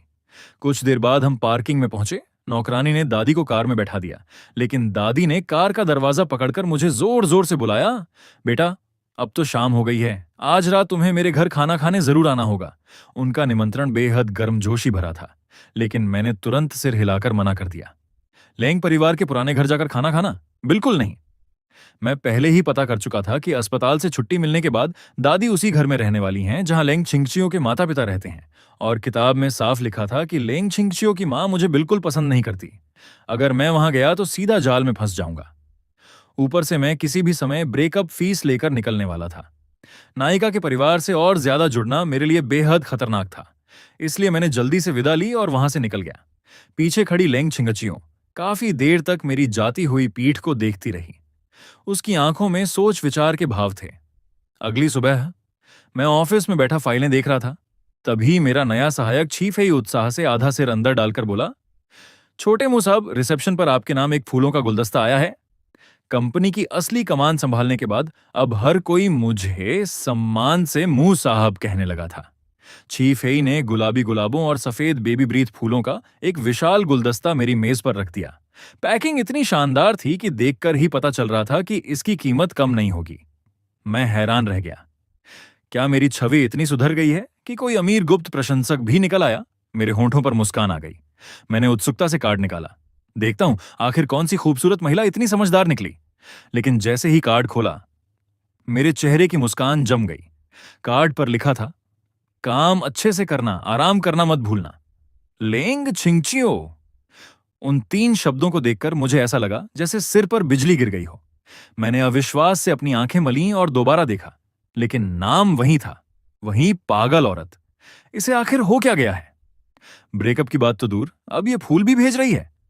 क्या ये कोई नई प्रेम रणनीति है? मैंने गहरी सांस ली और गपशप करने को उत्सुक सहायक को बाहर भेज दिया। फिर तुरंत लेंग छिंगचियों को संदेश भेजा, लेकिन उसने तो सेकंड भर में जवाब दे दिया। उसने न केवल फूल भेजने की बात स्वीकार की, बल्कि उल्टा पूछ लिया। फूल अच्छे लगे? मैं स्क्रीन को घूरता रह गया। मेरे सिर की नसें फड़कने लगीं। मैंने सीधे पूछा, आखिर तुम्हारा मतलब क्या है? और उसका जवाब सुनकर मैं लगभग पागल हो गया। उसने बेहद स्वाभाविक अंदाज में लिखा, अपने बॉयफ्रेंड को फूल भेजने का मतलब और क्या होता है? फोरम पर लोगों की टिप्पणियां पढ़ने के बाद मेरा दिमाग पूरी तरह उलझ गया। एक ऐसी नायिका जो पूरे 1 महीने तक गायब रही, जिसने मेरी कोई परवाह नहीं की, वह अचानक मुझे फूल भेजने लगी। इसमें जरूर कोई चाल है। चूंकि असली वजह मैं उससे निकलवा नहीं पा रहा था, इसलिए मैंने इंटरनेट फोरम पर मदद मांगी। मैंने पोस्ट लिखा, एक गर्लफ्रेंड जो पूरे महीने गायब रही, बेहद ठंडी रही, वह अचानक फूल क्यों भेजेगी? इंटरनेट के सर्वज्ञानी लोगों ने तुरंत जवाब देना शुरू कर दिया। एक टिप्पणी सबसे ऊपर थी, पूरा महीना गायब रहना मतलब उसे तुम्हारी परवाह नहीं है। अचानक फूल भेजना या तो भावनात्मक वापसी, इमोशनल रिबाउंड है, या फिर तुम्हारी प्रतिक्रिया जांचने की कोशिश। इसके नीचे तथाकथित प्लेयर गर्ल्स की मनोविज्ञान पर लंबी व्याख्या थी। या तो वह अकेलेपन में पुराने बैकअप को ढूंढ रही है, या फिर यह देखना चाहती है कि उसका कठपुतली जैसा बॉयफ्रेंड अभी भी उसके काबू में है या नहीं। और यह भी संभव है कि उसे थोड़ा अपराध बोध हो, इसलिए वह सस्ते तरीके से उसकी भरपाई कर रही हो। मैं आगे पढ़ता गया। अगला पैराग्राफ तो सीधे दिल में घुस गया। फूल भेजती है या नहीं, इससे फर्क नहीं पड़ता। असली बात यह है कि क्या वह तुम्हारे लिए अपना समय देती है। उसका पूरे महीने गायब रहना ही उसकी सच्ची भावना थी। मैं लगातार सिर हिलाता रहा, लेकिन मुझे दुख बिल्कुल नहीं हुआ, बल्कि मेरी जिज्ञासा और बढ़ गई। अगर वह मुझसे प्यार नहीं करती तो फिर ब्रेकअप क्यों नहीं कर रही। इसलिए मैंने और सवाल पूछे। तभी एक रिलेशनशिप ब्लॉगर ने बेहद क्रूर लेकिन तार्किक जवाब दिया। ब्रेकअप नहीं करना इस बात का सबूत नहीं कि वह तुमसे प्यार करती है। संभव है कि उसे अभी नया साथी नहीं मिला हो और वह अकेली नहीं रहना चाहती हो, या फिर वह इंतजार कर रही हो कि पहले तुम ब्रेकअप करो ताकि उसकी लागत और नुकसान कम हो जाए। ये पढ़ते ही मेरी आंखें चमक उठीं। समझ गया, अभी तक लेंग छिंगचियो और नायक शेसी के बीच ज्यादा संपर्क नहीं हुआ था। मतलब ये तथाकथित धोखेबाज नायिका अभी नया प्रेमी नहीं ढूंढ पाई थी, इसलिए मुझे बैकअप के तौर पर पकड़े हुए थी। अब सारी तस्वीर साफ हो गई। मैंने आखिरकार उसकी असली फितरत समझ ली। तुरंत मैं जोर से चिल्लाया, अनसहायक। दरवाजा खुला और सहायक छिपे ही अंदर आ गया। मैंने फूलों की ओर उंगली दिखाते हुए कहा, इसे हटा दो। मैं दोबारा इसे देखना नहीं चाहता। लेकिन छी फेई के चेहरे पर अफसोस उभर आया। वह सावधानी से बोला, छोटे मुंह साहब, अगर आपको पसंद नहीं है तो क्या मैं इसे अपनी मेज पर रख सकता हूं। मैंने बिना सोचे हाथ हिला दिया। ले जाओ। उसे खुशी खुशी फूल उठाकर जाते हुए देखकर मैंने मेज पर रखे कार्ड को उठाया। फिर छर्राक, मैंने उसे टुकड़े टुकड़े करके कूड़ेदान में फेंक दिया। अब क्या मुझे खुद ही ब्रेकअप की बात छेड़नी होगी। लेकिन अगर पहला कदम मैंने उठाया तो वह भारी भरकम ब्रेकअप फीस शायद हाथ से निकल जाएगी। काफी सोच विचार के बाद मैंने यह विचार छोड़ दिया। इस समय सबसे जरूरी काम था पैसा कमाना, जितनी जल्दी हो सके कंपनी के गैर जरूरी प्रोजेक्ट्स बंद करना, नकदी जमा करना। जब कंपनी पूरी तरह सुरक्षित हो जाएगी तब मैं पूरे आत्मविश्वास के साथ इस धोखेबाज औरत को लात मारकर बाहर निकाल दूंगा। उसी समय फोन कंपनाया। मैंने स्क्रीन की ओर देखा। लेंग छिंगचियो का संदेश था। वह मुझे रात के खाने के लिए बुला रही थी। मैंने तुरंत जवाब टाइप किया, नहीं आऊंगा। लेकिन भेजें बटन दबाने से पहले मेरी उंगली रुक गई। मैंने सोचा, भागने से समस्या हल नहीं होगी। मैं खुद जाकर देखूंगा कि इस औरत के दिमाग में आखिर चल क्या रहा है। मैंने संदेश मिटा दिया और नया जवाब भेजा, ठीक है, मैं शाम 5:30 बजे ऑफिस से निकलूंगा। संदेश भेजते ही उसने सेकंड भर में जवाब दे दिया, ठीक है। पलक झपकते ही शाम के 5:30 बज गए। मू ग्रुप की इमारत से कर्मचारियों की भीड़ बाहर निकलने लगी। तभी अचानक किसी ने आश्चर्य से चिल्लाकर कहा, हे भगवान, वहां एक सुपर खूबसूरत लड़की खड़ी है। सभी लोगों ने उसकी उंगली की दिशा में देखा और अगले ही पल सबकी सांसें थम गईं। मुख्य द्वार के बाहर एक बेहद खूबसूरत महिला खड़ी थी। जैसे जैसे कर्मचारी बाहर निकलते गए, उसकी सुंदरता पूरे माहौल का केंद्र बनती गई। भीड़ में फुसफुसाहट शुरू हो गई, ये हमारी कंपनी की तो नहीं है। इतनी खूबसूरत तो बड़ी बड़ी फिल्म स्टार भी नहीं होती। लगता है किसी का इंतजार कर रही है। पता नहीं किस आदमी की किस्मत इतनी अच्छी है। लेकिन चारों तरफ से उठती निगाहों से बेपरवाह लेंग छिंगचियो बस अपना फोन देख रही थी। अभी थोड़ी देर पहले ही मैंने उसे संदेश भेजा था कि मुझे 10 मिनट और काम है, इसलिए वह इस खाली समय में आज रात के लिए कोई शानदार रेस्टोरेंट चुन रही थी। उसी समय कंपनी की वरिष्ठ अधिकारी सुन लिंग बाहर निकली। पहले तो उसने भीड़ की तरफ बस यूं ही देखा, लेकिन अगले ही पल उसकी नजर ठहर गई। ये महिला इतनी जानी पहचानी क्यों लग रही है। अचानक उसके दिमाग में एक अविश्वसनीय विचार कौंधा, कहीं ये लैंग ग्रुप की सीईओ लेंग छिंगचियो तो नहीं। पुष्टि करने के लिए वह जल्दी से पास पहुंची। जैसे ही उसने चेहरा साफ देखा, उसका दिल जोर से धड़क उठा। ये कोई हमशक्ल नहीं थी, ये सचमुच वही महिला थी जिसने उद्योग सम्मेलनों में सबको प्रभावित कर रखा था। लेंग ग्रुप की युवा और शक्तिशाली सीईओ लेंग छिंगचियो। सुन लिंग के चेहरे पर तुरंत खुशामदी मुस्कान आ गई। वह जल्दी से आगे बढ़ी। President Laing. लेंग छिंगचियो ने सिर उठाया। एक नजर में उसने सामने वाली महिला को पहचान लिया। ये मू ग्रुप की उन गिनी चुनी अधिकारियों में से थी जिनमें वास्तव में कुछ क्षमता थी। इस समय सुन लिंग पहले ही दोनों हाथ आगे बढ़ा चुकी थी। उसके चेहरे पर सम्मान साफ दिखाई दे रहा था। वह मुस्कुराकर बोली, प्रेसिडेंट लेंग, बहुत दिनों बाद मुलाकात हुई। उसकी नजर एक पल के लिए मेरे चेहरे पर ठहर गई। आंखों में छिपी हुई हैरानी साफ दिखाई दे रही थी। उसकी यादों में मैं अभी भी वही व्यक्ति था जो पहले भड़कीले कपड़े पहनता था, दिखावे में डूबा रहता था और किसी अमीर बिगड़ैल युवक जैसा व्यवहार करता था। लेकिन आज मेरे चेहरे पर आत्मविश्वास था, मेरी बातचीत में परिपक्वता थी और मेरा पूरा व्यक्तित्व बदल चुका था। उसने बगल में खड़े जिन मुछेन की ओर देखा। वह भी असामान्य रूप से चुप था। उसका सामान्य घमंडी और अहंकारी रवैया कहीं दिखाई नहीं दे रहा था। इसके बाद मू चांगाहोंग और जिन लियांग फिर से व्यापारिक विषयों पर चर्चा करने लगे। मैं कुछ देर तक उनकी बातें सुनता रहा, फिर अवसर देखकर बीच बीच में अपनी राय भी देने लगा। शुरुआत में जिन लियांग बस शिष्टाचारवश मेरी बातें सुन रही थीं, लेकिन कुछ ही मिनटों बाद उसके चेहरे का भाव बदल गया, क्योंकि मैं सिर्फ यूं ही बातें नहीं कर रहा था। बाजार की दिशा, सप्लाई चेन की समझ, लागत नियंत्रण की रणनीति, मेरी हर बात सीधे मुद्दे पर चोट कर रही थी। अब जिन लियांग ने औपचारिकता पूरी तरह छोड़ दी। उद्योग के रुझानों से लेकर सरकारी नीतियों तक, नकदी प्रवाह प्रबंधन से लेकर जोखिम नियंत्रण तक, हम दोनों सवाल जवाब करने लगे। मेरी सोच स्पष्ट थी, तर्क मजबूत थे और विश्लेषण बेहद सटीक था। जिन लियांग मुझे नए नजरिए से देखने लगी। उसे आखिर समझ आ गया कि लोगों के बीच मेरे बदलाव की चर्चा केवल अफवाह नहीं थी। मैं सिर्फ व्यवहार में नहीं बदला था, मेरी व्यावसायिक समझ भी पूरी तरह बदल चुकी थी। वह मुस्कुराकर मू चांगाहोंग की ओर मुड़ी और मजाक में बोली, मू साहब, लगता है आपने चुपके से कोई महान गुरु रख लिया है। मू चांगाहोंग गर्व से मुस्कुराए। कोई गुरु वुरु नहीं रखा, ये सब हमारे शियाओ मू ने कॉलेज में सीखा है। ये सुनते ही जिन मुच्छेन की आंखें फैल गईं। कॉलेज में सीखा है?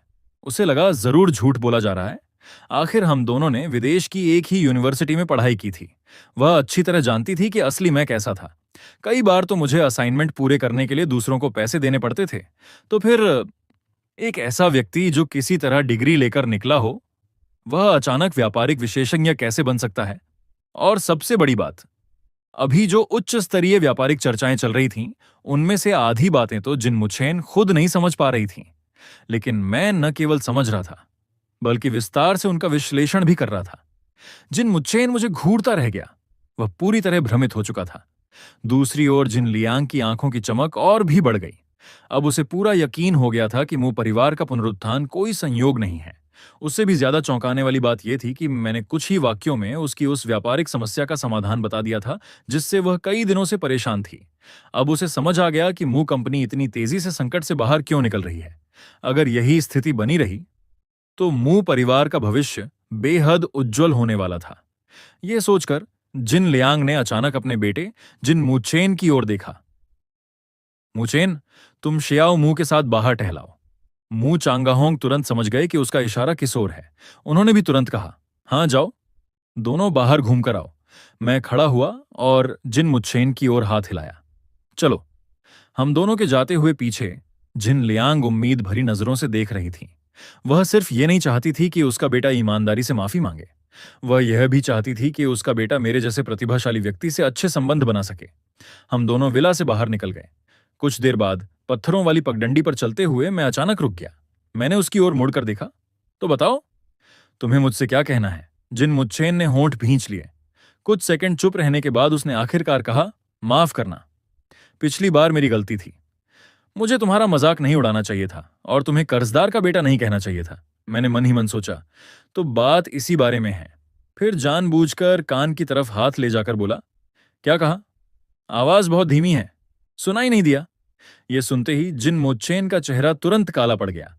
उसने दांत भींचे, गहरी सांस ली और पहले से ऊंची आवाज में कहा, माफ करना, पिछली बार मेरी गलती थी। मुझे तुम्हारा मजाक नहीं उड़ाना चाहिए था और तुम्हें कर्जदार का बेटा नहीं कहना चाहिए था। और मैं चुपचाप उसकी ओर देखने लगा। उसकी वह अपमान और घुटन से भरी शक्ल देखकर मैं आखिर सीधा खड़ा हुआ। मेरे होठों पर एक हल्की ठंडी मुस्कान उभर आई। ठीक है, अब सुन लिया। जिन मुच्छेन ने मुट्ठियां इतनी जोर से भींच रखी थीं कि उंगलियां सफेद पड़ गई थीं। वह मेरी तरफ घूरते हुए बोला, तो क्या तुम मुझे माफ करोगे? मैंने बिना एक पल गंवाए सिर हिला दिया। नहीं। ये 3 शब्द इतने सीधे और निर्णायक थे कि जिन मुच्छेन का चेहरा तुरंत जम गया। मैंने शांत स्वर में कहा, आज तुम इतने विनम्र बन रहे हो सिर्फ इसीलिए क्योंकि मेरे परिवार ने तुम्हारी कमाई का रास्ता बंद कर दिया है। तुम्हारी यह माफी भी सिर्फ स्वार्थ के लिए है। इसमें सच्चाई नाम की कोई चीज नहीं है। उसकी तथाकथित ईमानदार माफी का मुखौटा मैंने एक ही झटके में उतार दिया। जिन मुच्छेन का चेहरा कभी लाल तो कभी सफेद पड़ रहा था। उसकी हालत बेहद शर्मनाक हो चुकी थी। लेकिन मैं आगे बोला, हाँ, इस मामले को मैं यहीं खत्म मानता हूं। आगे से तुम अपना रास्ता चलो, मैं अपना। जब तक तुम मुझे परेशान नहीं करोगे, मुझे भी तुम्हारे पीछे पड़ने में कोई दिलचस्पी नहीं है। उसी पल जिन मुच्छेन को जैसे अचानक कुछ समझ आया। उसे एहसास हुआ कि शायद वह सचमुच सिर्फ पैसे की वजह से माफी मांगने आया था। और उससे भी ज्यादा चुभने वाली बात यह थी कि मैंने न केवल उसकी चाल पहचान ली थी, बल्कि उसे नीचा दिखाने में भी कोई रुचि नहीं दिखाई। मानो मेरी नजरों में वह अब इतना महत्वहीन हो चुका था कि उसे अपना प्रतिद्वंद्वी मानने की भी जरूरत नहीं थी। उसके चेहरे पर गहरा भ्रम और सदमा साफ दिखाई दे रहा था। आखिरकार वह चुपचाप सिर झुकाकर पीछे हट गया। इसके बाद हम दोनों बिना एक शब्द बोले वापस लौटे। जब जिन लियांग ने अपने बेटे का चेहरा देखा तो उसे तुरंत समझ आ गया कि बातचीत का नतीजा अच्छा नहीं निकला। लेकिन मेहमानों के सामने वो कुछ कह नहीं सकती थी, इसलिए उसने चेहरे पर जबरदस्ती मुस्कान ला ली और मूचांगाहों की ओर मुड़कर बोली, मुंह साहब, उम्मीद है कि भविष्य में हमारी दोनों कंपनियां फिर से सहयोग कर पाएंगी। जहां तक मुनाफे की हिस्सेदारी की बात है, सब कुछ बातचीत से तय किया जा सकता है। मू चांगहोंग आराम से सोफे पर टिक गए। उनके चेहरे पर चालाक लोमड़ी जैसी मुस्कान थी। यह तो अच्छी बात है, लेकिन आगे क्या होगा यह हमारी कंपनी के विकास पर निर्भर करेगा। यह सुनकर जिन लियांग तुरंत छिपा हुआ अर्थ समझ गई। मू परिवार उन्हें इतनी आसानी से वापस स्वीकार नहीं करने वाला था। दोनों कंपनियों के बीच अब एक लंबा परीक्षण काल आने वाला था। उसने चुपचाप सिर हिलाया। दिल में कड़वाहट जरूर थी, लेकिन वह कुछ कह नहीं सकती थी। आखिर टूटा हुआ भरोसा इतनी आसानी से वापस नहीं आता। अगर वह दोबारा मू परिवार का विश्वास जीतना चाहती थी, तो उसे पहले से कहीं ज्यादा ईमानदारी दिखानी पड़ेगी। कुछ और औपचारिक बातें करने के बाद जिन लियांग आखिर बैठ नहीं पाई। वह खड़ी हो गई। तो हम चलते हैं, फिर किसी दिन मिलते हैं। मू चांगाहोंग भी उठ खड़े हुए और मेहमानों को बाहर तक छोड़ने लगे। मैं भी उनके साथ खड़ा हो गया और शिष्टता से सिर हिलाकर विदा दी। दूसरी ओर जिन मुच्छेन के चेहरे पर जबरदस्ती की मुस्कान थी। वह किसी हारे हुए पिल्ले की तरह अपने पिता के पीछे पीछे चलता रहा। जैसे ही वे दोनों कार में बैठे, गाड़ी का माहौल तुरंत बर्फ जैसा ठंडा हो गया। अब तक दबा हुआ गुस्सा आखिर जिन लियांग के अंदर से फूट पड़ा। उसने तीखी आवाज में पूछा, माफी मांगने गए थे या लड़ाई करने? आखिर वहां हुआ क्या था? जिन मुच्छेन खिड़की के बाहर देखते हुए अपराध बोध से बोला, उन्होंने मुझे माफ नहीं किया, लेकिन कहा कि आगे से हम दोनों एक दूसरे के रास्ते में नहीं आएंगे। यह सुनकर जिन लियांग करीब 10 सेकंड तक चुप रहे। उसे शायद बिल्कुल उम्मीद नहीं थी कि लोगों की नजर में एक समय का निकम्मा युवक इतना परिपक्व और दूरदर्शी निकलेगा। मैंने भले ही उन्हें अच्छा व्यवहार नहीं दिया था, लेकिन मैंने पूरी तरह दुश्मनी भी नहीं निभाई। आखिरकार जिन लियांग ने लंबी सांस छोड़ी। फिलहाल इतना ही काफी है। हम दोनों परिवारों का एक दूसरे के मामलों में दखल न देना भी हमारे लिए बुरी बात नहीं है। लेकिन अगले ही पल उसका चेहरा गंभीर हो गया। वह अचानक मुड़कर जिन मुच्छेन को घूरने लगी। सुनो, आगे से तुम कभी भी मुभाई को उकसाने की कोशिश मत करना। वो लड़का बिल्कुल भी साधारण इंसान नहीं है। व्यापारिक रणनीतियों से खेलना उसे ऐसे आता है जैसे कोई कलाकार अपनी कला दिखा रहा हो। अगर वह सचमुच निर्दयी होता तो आज सिर्फ 2 साझेदारियां खत्म नहीं होती। हमारी हालत कहीं ज्यादा खराब हो सकती थी। उसने तुम्हें माफ नहीं किया, यह सही है, लेकिन उसने तुम्हें पूरी तरह बर्बाद करने की भी कोशिश नहीं की। इस बात के लिए तुम्हें उसका एहसान मानना चाहिए। यह सुनकर जिन मुच्छेन का दिमाग सुन्न पड़ गया। इतनी देर चर्चा करने के बाद निष्कर्ष यह निकला कि न उसे माफी मिली और उल्टा उसे मेरा एहसानमंद भी होना चाहिए। वह अविश्वास से बोला, पापा, आप मुभाई को इतना बड़ा चढ़ाकर क्यों बता रहे हैं? क्या उसने जो बातें कहीं वे सच में इतनी कमाल की थीं? जिन लियांग ने तुरंत जवाब दिया, कमाल? वह तो पेशेवर स्तर का ज्ञान था। ऐसी बातें बाहर लाखों रुपए खर्च करके भी नहीं सीख सकते। सच कहूं तो मैं खुद भी उसकी बातें और सुनना चाहती थी। वह थोड़ी देर रुकी और फिर बोली, अब जब मू ग्रुप उसके हाथों में आ गया है, तो भविष्य में उसकी ऊंचाई आज से कहीं ज्यादा होगी। जिन मुच्छेन पूरी तरह स्तब्ध रह गया। उसने अपने पिता को शायद ही कभी किसी हमउम्र व्यक्ति की इतनी खुलकर तारीफ करते देखा था। अचानक उसके दिमाग में ड्राइंग रूम का दृश्य घूम गया। मैं बड़े बड़े व्यापारियों के बीच बैठा था। सबके साथ बराबरी से उद्योग की स्थिति, बाजार की दिशा और व्यापारिक रणनीतियों पर चर्चा कर रहा था। मेरे चेहरे पर आत्मविश्वास था, मेरे शब्दों में नियंत्रण था और पूरे माहौल की कमान जैसे मेरे हाथ में थी। वह दृश्य सचमुच किसी को भी प्रभावित करने के लिए काफी था। जिन मुच्चैन के मन में एक सवाल उठने लगा, क्या यह संभव है कि वह बदनाम मूर्ख सचमुच पूरी तरह बदल गया हो? जितना वह सोचता उसका मन उतना ही उलझता जाता। वह अभी भी छोटी छोटी बहसों और व्यक्तिगत झगड़ों में उलझा हुआ था, जबकि मैं सीधे पूरे परिवार के व्यापार का नियंत्रण संभाल चुका था। मैंने परिवार की व्यावसायिक ताकत का इस्तेमाल करके स्थिति ही बदल दी थी। उसकी छोटी मोटी चालें मेरे सामने बच्चों के खेल जैसी लग रही थीं। आखिरकार उसने मन ही मन खुद को समझाया, छोड़ो, पापा ने भी कह दिया है, आगे से उससे दूर ही रहूंगा। लेकिन जैसे ही उसने यह सोचकर मन को शांत किया, जिन लियांग ने एक और बम फोड़ दिया, मुचेन, कल से समय पर कंपनी आना शुरू कर दो। यह सुनकर जिन मुचेन के ऊपर जैसे बिजली गिर गई। क्या? मैं कंपनी जाकर क्या करूंगा? जिन लियांग ने उसे घूरते हुए कहा। सीखोगे, दूसरों से सीखोगे कि काम कैसे किया जाता है। अभी ड्राइंग रूम में जो चर्चा चल रही थी, याद है? मुंह भाई हर स्तर की बातचीत में सहजता से हिस्सा ले रहा था, और तुम वहां लकड़ी के ठूंठ की तरह बैठे थे।